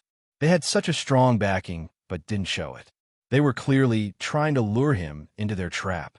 If you're not afraid of having a backing, why don't you show it? At this moment, the Crown Prince had completely forgotten that from the beginning to the end, whether it was Mayor or Uncle Lou, when had they ever shown a trace of fear? The three horses trotted forward, and very soon, they were not far away. When they were still a few dozen feet away, Chief Steward Lee had already reined in his horse and flipped down. He brought along two young eunuchs who were serving him and walked over. "Master, shopkeeper, congratulations!" Completely different from the ferocious old monster in everyone's hearts, the current Chief Steward Lee was extremely amiable. The smile on his face was like a spring breeze. Right now, Chief Steward Lee only had eyes for Mayor and Uncle Lou. To be exact, he only had eyes for Mayor. As for the others, who were they? The Emperor said that it's just a signboard of a merchant. There's no need for those rules where you have to kneel 3 times and kowtow 9 times. It's just a signboard. After Chief Steward Lee congratulated them, he began to explain why he came over later. "So, I won't do the Imperial Envoys Act. I'll just hang up the signboard myself after they send the items over." If they did the Imperial Envoys Act, and every customer that entered the door had to kowtow to the signboard first, who would be able to stand it? So, the Emperor also knew that it wasn't good and directly didn't do that. He even specifically stated that it was just a signboard. Since it wasn't an Imperial envoy, naturally, Chief Steward Lee couldn't personally deliver it. It was slightly behind and seemed casual. The Crown Prince, who was listening at the side, was about to cry. Why was the Emperor involved in this? What did the Emperor have to do with this shop? Chief Steward Lee didn't care who these people were and what they were doing. After explaining that the time was up, he didn't say anything else and held the signboard with both hands. With a stomp of his feet, he flew up and made a nimble turn in the air. Then, he accurately placed the signboard on the bracket above the door frame. However, the red cloth on the signboard wasn't pulled down, so the crowd couldn't see the name of the signboard. His actions were elegant and clean. This time, the surrounding crowd all cheered in unison. "Boss, you have to do this personally." Chief Steward Lee hung the signboard up properly and then invited Mayor to come over and unveil it. This was her family's business. Mayor knew that Wang Sheng begged for this from the Emperor, so she didn't stand on ceremony. She pulled the long red cloth and slowly pulled it open, revealing the signboard's original appearance. "Qian Shengyuan." These 3 plain and peaceful words instantly appeared in front of everyone. These 3 words were written smoothly and as steady as a mountain. It was truly wonderful. Good handwriting. The crowd cheered again. This time, it was those who knew their stuff. They were cheering when they saw the 3 characters. Of course, the Crown Prince also saw the 3 words, Qian Shengyuan. However, he was more cautious and looked at the small inscription at the side. These 3 words, Su Hong Lai, were written in seal script. Those who were illiterate wouldn't be able to recognize them. Su Hong Lai. Isn't that the name of the current emperor? The Crown Prince's heart trembled, and he directly sat on the ground.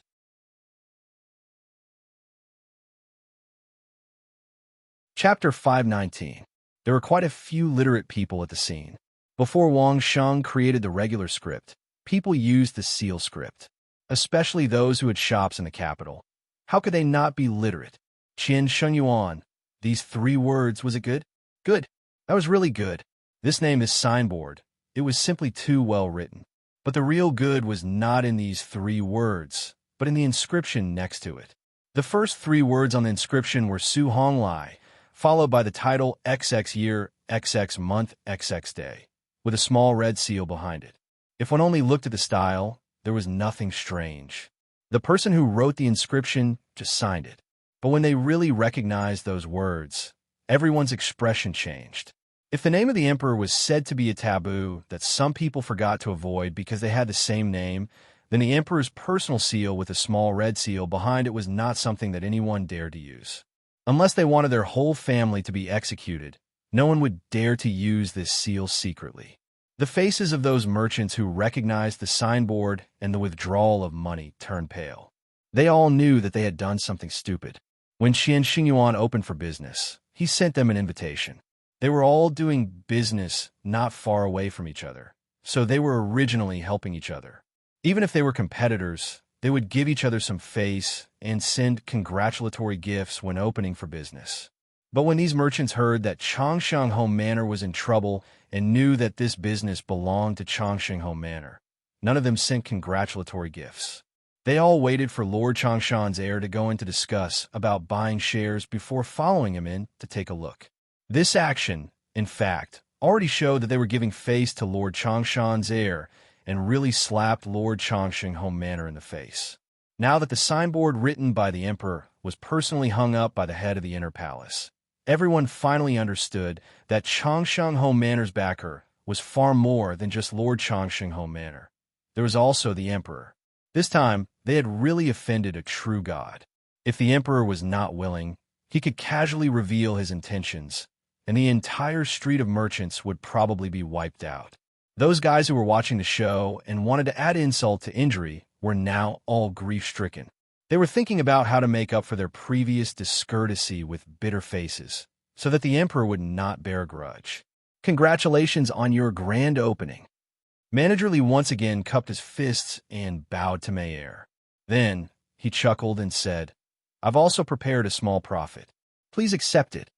With a wave of his hand, one of the two eunuchs behind him immediately stepped forward and presented a brocade box to Mayer. Mayer lowered her head to take a look.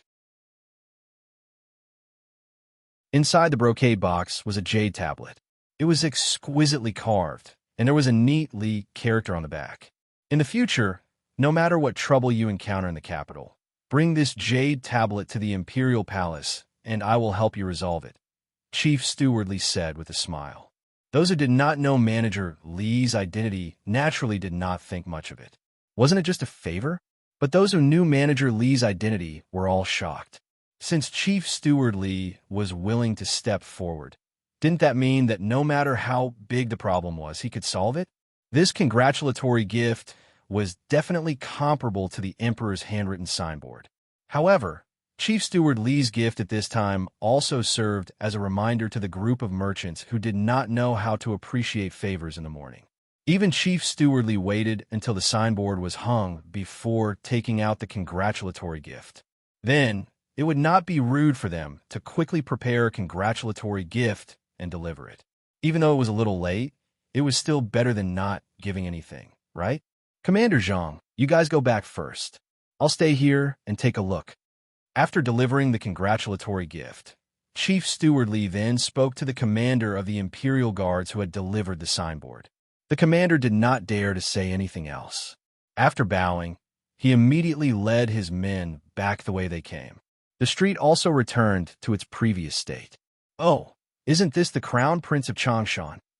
It was only then that Chief Steward Li seemed to notice the Crown Prince and the people around him. He swept his gaze across the guards on both sides and asked with a smile, Crown Prince, what are you planning to do by bringing so many people here? I. At this moment, the Crown Prince was so terrified that he could not even speak properly. He only stammered out the word, I, and did not continue. As for Guang Yuan and the nobleman who had just spoken on his behalf about taking a mayor, they were even more unbearable. They did not even have the courage to raise their heads. Chief Steward Li was asking about the Crown Prince, not them. The Crown Prince saw some local ruffians coming to harass him, so he specially came over to discuss a business deal. Mei smiled and spoke on behalf of the Crown Prince. She didn't add fuel to the fire. What she said was the truth. Oh, so that's how it is. The Crown Prince is thoughtful. Chief Steward Li was still smiling. He extended his hand to help the Crown Prince up and asked with a smile, what business does the Crown Prince wish to discuss? After being supported by Chief Steward Li, the Crown Prince's body trembled even more violently. If it was not for Chief Steward Li's support, he would have collapsed back onto the ground. He wanted to say something, but found that he could not open his mouth at all. He could only look at Mayer with a pleading gaze, hoping that she would be merciful. The Crown Prince has good intentions. Mayer seemed to have seen his gaze and opened her mouth to speak. The Crown Prince's heart almost exploded with joy. However, Mayer added another sentence that directly sent the Crown Prince's heart into hell. In order to prevent those unpleasant things from happening in the future, he wants to be a shareholder and help us solve those troubles. Is it that big of a problem? Must the Crown Prince be a shareholder? Can't you solve it? Chief Steward Lee's tone was gentle and his voice was kind. It was indescribably comfortable to listen to. However, the sweat on the Crown Prince's head flowed like a small stream. It's a small matter. It's just a few tens of thousands of gold coins. A few assassins from the worry-free city can solve it completely. Mayer answered truthfully. This had all happened before, and she guaranteed that she did not exaggerate. But the Crown Prince seems to like this business very much. So, no matter what, he wants to take out his money to be a shareholder. If the deal doesn't go through, he will destroy the shop's reputation. The Crown Prince had already started to twitch in Chief Steward Lee's hand. However, he actually did not faint. It was really rare. No wonder I heard from afar that someone wanted to destroy the shop's reputation. So that's why. Chief Steward Lee laughed. The Crown Prince must be joking. Am I right? Yes, yes. The Crown Prince stuttered these two words and could not say anything else. These two words were squeezed out from the gaps of his teeth. It's just a joke. Don't take it seriously. Chief Steward Lee seemed to be exonerating the Crown Prince. His smile was also incomparably sincere. If the Crown Prince wants to invest with real money, why don't we talk about it? At most, we can't come to an agreement in the end. The Crown Prince will not destroy the shop's reputation because of this. Am I right, Crown Prince? The Crown Prince could only nod his head. He could not say a word. How many tens of thousands of gold coins does the Crown Prince intend to invest in? Chief Steward Lee did not give the Crown Prince any time to react. He raised another question that made him feel like he was sitting on pins and needles.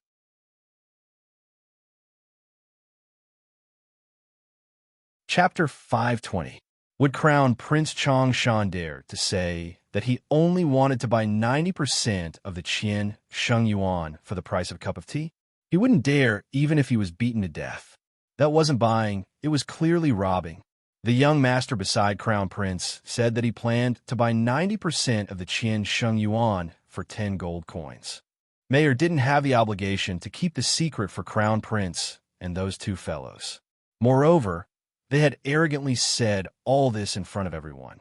She could just ask anyone and find out. There was no need to hide it at all. 10 gold coins is such a huge sum. Steward Lee instantly laughed and even sighed. When he glanced at Guang Yuan, who had been so arrogant just now, Guang Yuan felt a chill run down his spine. Even though there were only Steward Lee and two little eunuchs in front of him, Guang Yuan, who was usually a self-proclaimed cultivation expert, didn't even have the courage to stand up and run away in front of Steward Lee, let alone fight. I remember that boss has said that there's good tea here. How much do you plan to sell a cup for? Steward Lee's shrill voice sounded indescribably terrifying to the Crown Prince and the other two people. Exactly 10 gold coins, Mayer replied with a smile. Using the price of a cup of tea to buy 90% of the Qian Sheng Yuan. Steward Lee nodded and praised. Good, this is a good deal. No wonder Crown Prince has been making money recently. How about I also buy 90% of the Qian Sheng Yuan for 10 gold coins? Crown Prince, what do you think? What else did Crown Prince dare to say? What else could he say? Maybe Crown Prince doesn't mean that, but someone else is using Crown Prince's name to ruin the Qian Sheng Yuan's reputation. Mayer rolled her eyes and suddenly cooperated with Steward Lee. Is that so? Head Steward Lee immediately turned to the Crown Prince and asked with a shrill laugh, Is that so? Yes, yes. Hearing that Mayer and Steward Lee were trying to absolve him, how could Crown Prince remember that his follower was working for him? He hurriedly nodded and cleared his name first. As for Guang Yuan, he and his family could only pray for the best. Prince, are you planning to invest in Qian Sheng Yuan with real money? Manager Lee immediately asked with a smile after the prince admitted it. Yes, yes. The Crown Prince of King Changshan seemed to have grasped at a life-saving straw. He nodded vigorously and replied, "Yes, I wanted to invest in it with real money." "What's the price?" Manager Lee asked again. "Market price. Market price." The Crown Prince finally regained his senses and knew that it was time to speak, so he quickly replied, "Market price." Manager Lee nodded in satisfaction. "If we talk according to the market price, then it's really business. 90% of the molecules." The Crown Prince had good foresight. He knew that after eating this 90% of the molecules, he would be able to earn a fortune every day. I didn't know that the heir had such a long-term vision. The Crown Prince only knew how to smile apologetically and did not dare to say anything more, afraid that he would say something wrong and be caught. As far as I know, one of the Emperor's friends is also a part of Qian Xingyuan. Manager Li's words made the Crown Prince realize why he had kicked an iron plate. So the Emperor's friend was also a part of Qian Xingyuan. No wonder. This signboard, this attitude, it should all be because of the Emperor's friend. He didn't invest for long. Just a few days ago, Manager Li seemed to have just remembered and quickly said, "However, the Emperor's friend took out 10 million gold coins with real money to buy 10% of the molecules. The Crown Prince is really generous to buy 90% of the molecules." From a moment he heard Manager Li say that the Emperor's friend was a part of Qian Xingyuan, the Crown Prince of King Changshan knew that he would have to kowtow and apologize when necessary. Who would have thought that such a small shop could only sell 10 million gold coins for 10% of the molecules? 90% of the molecules is 90 million gold coins. Manager Li looked at the Crown Prince as if he was looking at the god of wealth. His face was full of surprise. King Changshan is really generous to take out 90 million gold coins so easily. When I go back to the palace and report to the Emperor, I believe he will be quite surprised. If the Changshan Palace had 90 million gold coins, would he, the Crown Prince of King Changshan, need a steel business? Wasn't this a joke? But after hearing this, the Crown Prince of King Changshan couldn't laugh at all. Just now, when Mei mentioned exonerating the Crown Prince, he thought she was really helping him. He didn't expect her to be waiting here. A mere two-word virtual king living in the capital. How could he be richer than the palace? How could he be richer than the national treasury? This in itself was a big crime. It's over. The Crown Prince of King Changshan really fainted this time. He had no choice but to faint. Whether it was through trickery or real money, it was a huge trap. It was a mistake for him to come here today. He hadn't figured out Qian Xingyuan's background at all. He thought that Wang Sheng couldn't make it anymore, so he pounced on him to take advantage of him. His family deserved to be unlucky. Of course, it wasn't just King Changshan's family that was unlucky. Guang Yuan's family, as well as the noble young master who didn't say much but forced Mei to enter the King Changshan palace as a maid, and his family, all of them couldn't escape. Qian Xingyuan's ordinary goods still don't seem to be enough. I wonder if it'll be enough after raiding 3 more families. Manager Li and Mei entered Qian Xingyuan together.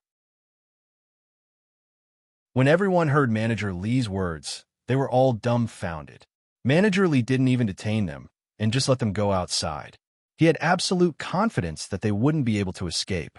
In the capital, if Manager Li could still let them go after knowing what happened, then whoever let the guards at the city gate go would be the one to replace them. With the help of Guang Yuan and the noble young master, the Crown Prince finally woke up.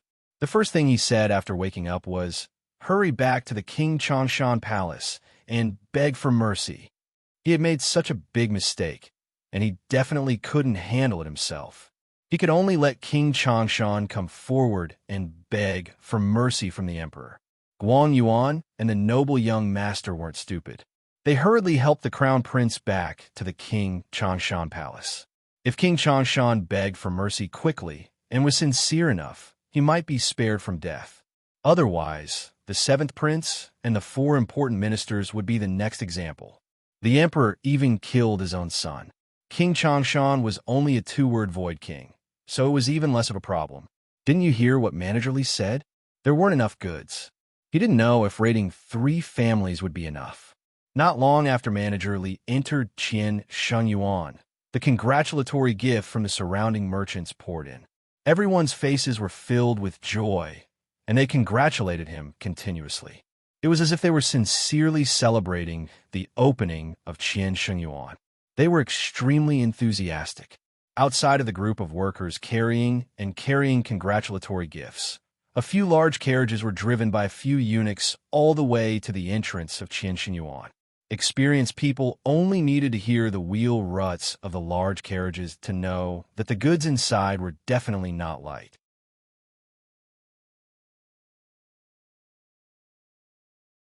Chapter 5:21.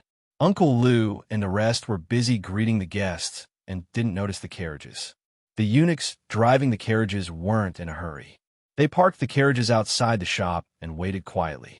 One of the eunuchs, by Steward Li's side, came out to take a look before returning to Qian Shengyuan and whispering something into Steward Li's ear. Steward Li nodded and waved his hand to let him handle it. This was the innermost living room of Qian Shengyuan. Only the most distinguished guests were entertained. Chief Steward Li was, of course, the most distinguished guest. Mei personally accompanied him, and even the tea was personally poured. Steward Li didn't have the high and mighty attitude he had when he was outside. Instead, he sat there like a benevolent elder. As he watched Mei pour tea for him, the wrinkles on his face almost folded from the smile on his face. Let's go and take a look at the Emperor's sword. After drinking 2 cups of fragrant tea, he had tasted the alchemy master's latest work. Although he liked the taste, he still had important matters to attend to today and had to finish them first. Steward Li, please wait. Mei hurriedly called out and personally took a few caddies of tea leave from the back. These caddies are for your majesty. It's a token of our appreciation. Mei was also smart. Since the emperor had given her a signboard and such a big favor, how could Mei be indifferent? Even if it was a favor from Wang Xinghe's Uncle Su, she still had to take care of it. As for the other 2 bags, Steward Li can take them back and drink them when you have nothing better to do. The emperor's favor had to be returned, but Steward Li's couldn't be left behind. The Marquis said that this isn't a good season, so we'll make do with it. When it's the best season, we'll make the best for your majesty and Steward Li. Steward Li's smile was so wide that flowers almost bloomed on his face. How could an ordinary person taste the latest work of the alchemy master, Li Ziyun, in the entire imperial court, as far as he knew? Other than the emperor, he was the only one who could enjoy a few caddies of tea leaves from Mei. With these caddies of tea leaves, Steward Li felt like he was floating. He even walked with more energy. This was the good thing about Mei. She knew who was good to her. They came to the hall where the emperor's sword was placed. There were many guests here, and it was very lively.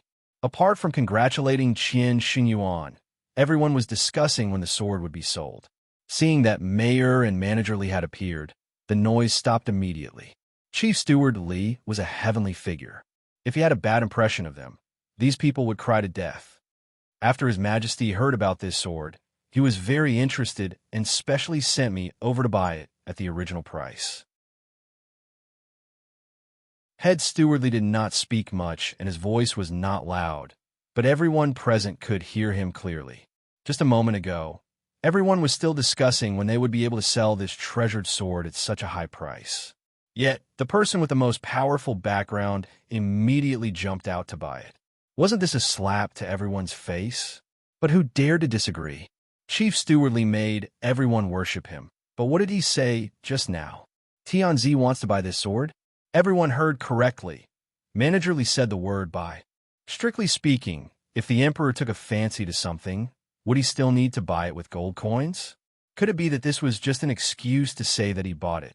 And then Qian Shengyuan took the initiative to pay a tribute to the palace to promote his reputation?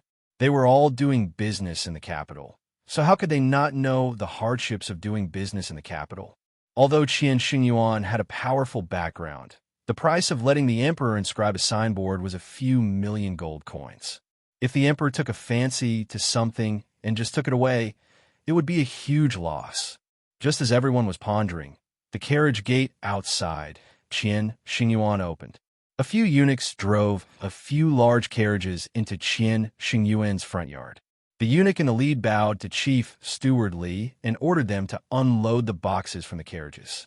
Those eunuchs were all cultivators, so it was not difficult for them to move the dozens of boxes. In just a short while, they were neatly placed in Qian Xingyuan's yard. The carriages left, and another batch came in to unload the boxes.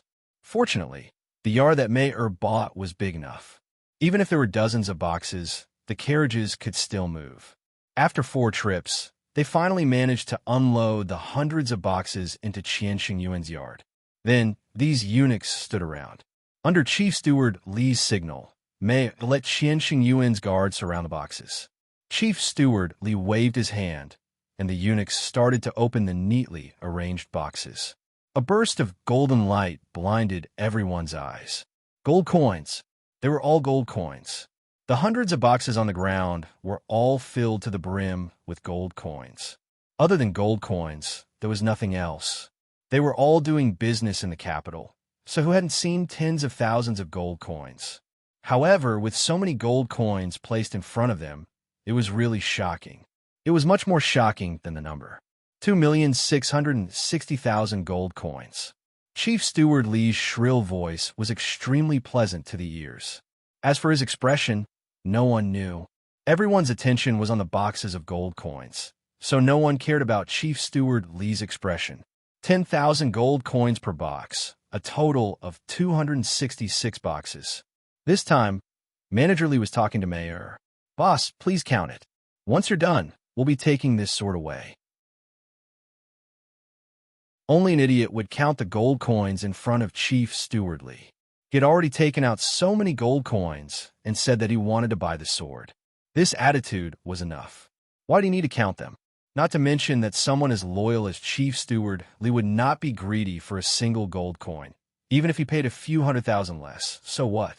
Would Qian Xingyuan care? Moreover, this sword was originally meant for the Emperor's tree. Mayor didn't even need to count it. There wouldn't be a single gold coin missing. Anyone who dared to stretch their hands in here would definitely have their entire family wiped out. There would be no exceptions. The sword belongs to your majesty. Mei personally walked to the side of the Emperor's sword, held it with both hands, and handed it over to Chief Steward Li. "I, Qian Xingyuan, am extremely grateful for the Emperor's favor. Since that's the case, then I will return to the palace to report." Chief Steward Li giggled as he finished his act with Mei then left with the group of eunuchs. It wasn't until Chief Steward Li and the eunuchs could no longer be seen on the long street that the guests in Qian Xingyuan's residence exploded and started discussing the scene they just saw. Whether it was the fact that someone bought the sword at an astronomical price, or that the Emperor actually took out 2,660,000 gold coins to give to Qian Xingyuan, they were all great topics to talk about. Moreover, the gold coins were still placed in Qian Xingyuan's courtyard. As long as one walked past the shops in front, they would be able to see them. Wouldn't this commotion be spread all over the world?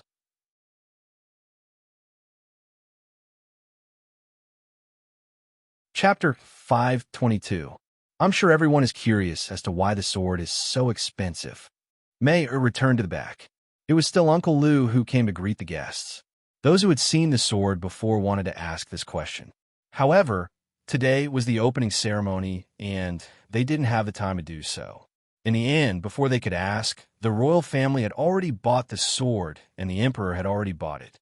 Now that Uncle Lu mentioned this question, everyone's interest was immediately piqued. Who didn't want to know the meaning behind this? Who didn't want to have more gossip in the future? Uncle Lu was definitely going to tell a story, so everyone just listened to it as if it was a story. As expected, Uncle Lu began to tell the story. Starting from Master Wu's Grandmaster exam, there was the Pavilion of Delicacy, the Grandmaster, and Marquis Chong Shengho. Their works were even more unprecedented. After a series of stories were told, it was full of ups and downs. It really was like a village at the end of the tunnel. Not only was the story exciting, it also involved the Grandmaster and Grandmaster exam of the Pavilion of Delicacy that no one knew about. The art, especially the wonderful metal paintings, thousands of miles of battlefields, and tens of thousands of miles of rivers and mountains. Any one of them was enough to make people drunk. From the day this sword appeared, there was only one person who could use it, and that was the current emperor. No wonder no one was allowed to open it. No wonder no one was allowed to touch it, and no wonder the emperor would buy it with real money. Qian Xingyuan's sword alone was enough to shock the entire country.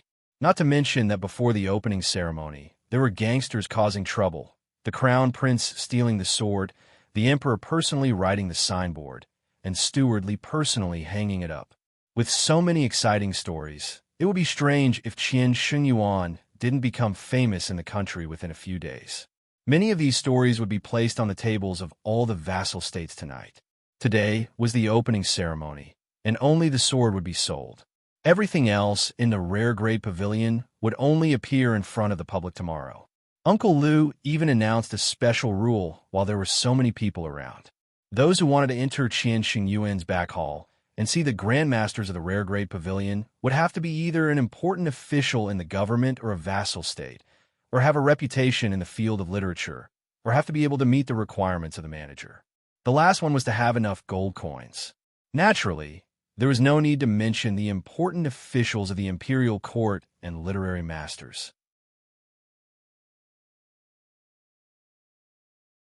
As for the three princes, they weren't qualified to enter the palace to meet the emperor, so they could only kneel outside the palace gates and wait for their punishment. You're so familiar with this matter. You must have done it many times in the past. The emperor casually said as he took the emperor's sword from head Steward Li's hand. He slowly pulled it out, as if he was checking if the blade was straight, and placed the blade on King Changshan's shoulder. King Changshan was already scared out of his wits. Previously, he kept kowtowing, but now he didn't even dare to move. He only dared to shout, "Your Majesty, please spare our lives." Before head Steward Li returned, the three of them had already knelt here and begged for a long time. The emperor also enjoyed a period of begging for mercy. Seeing that head Steward Li took back the emperor's sword, the emperor was also happy and finally spoke. "Since you've made a mistake, you have to accept the punishment. On account of your hard work, you can be spared from the death penalty, but you can't escape punishment." Hearing this sentence, the three of them instantly revealed a joyful expression. "Confiscate all the things that were taken from us in the past. The three of you each take out half, no, 70% of your family's assets to be confiscated. Within 2 years, your salary will be halved." The emperor waved the emperor's sword and felt more and more comfortable with it. His words also became more and more fluent.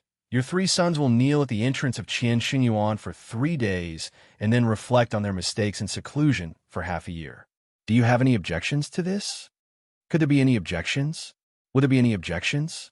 Not only did the 3 of them not dare to have the slightest bit of objection, they even had to shout, "The emperor is wise." At this moment, the emperor suddenly realized that when his prestige was getting higher and higher, even the things he did became so simple and easy. The next morning, the emperor announced to the world, in the future, the Grand Master's works would not be offered as free tributes. If the royal family needed it, they would have to buy it at the market price, just like the commoners. Even if it was a tribute below the Grand Master level, it wasn't free. The royal family had to pay for the cost of the materials and couldn't take it by force. If there was anyone who disobeyed, the law would be merciless. Once the imperial edict was issued, the royal family and the emperor's reputation instantly soared like the sun in the sky. You're tuning into the Warrior Lore YouTube channel. Don't forget to subscribe and join us on this journey to catch the most captivating stories.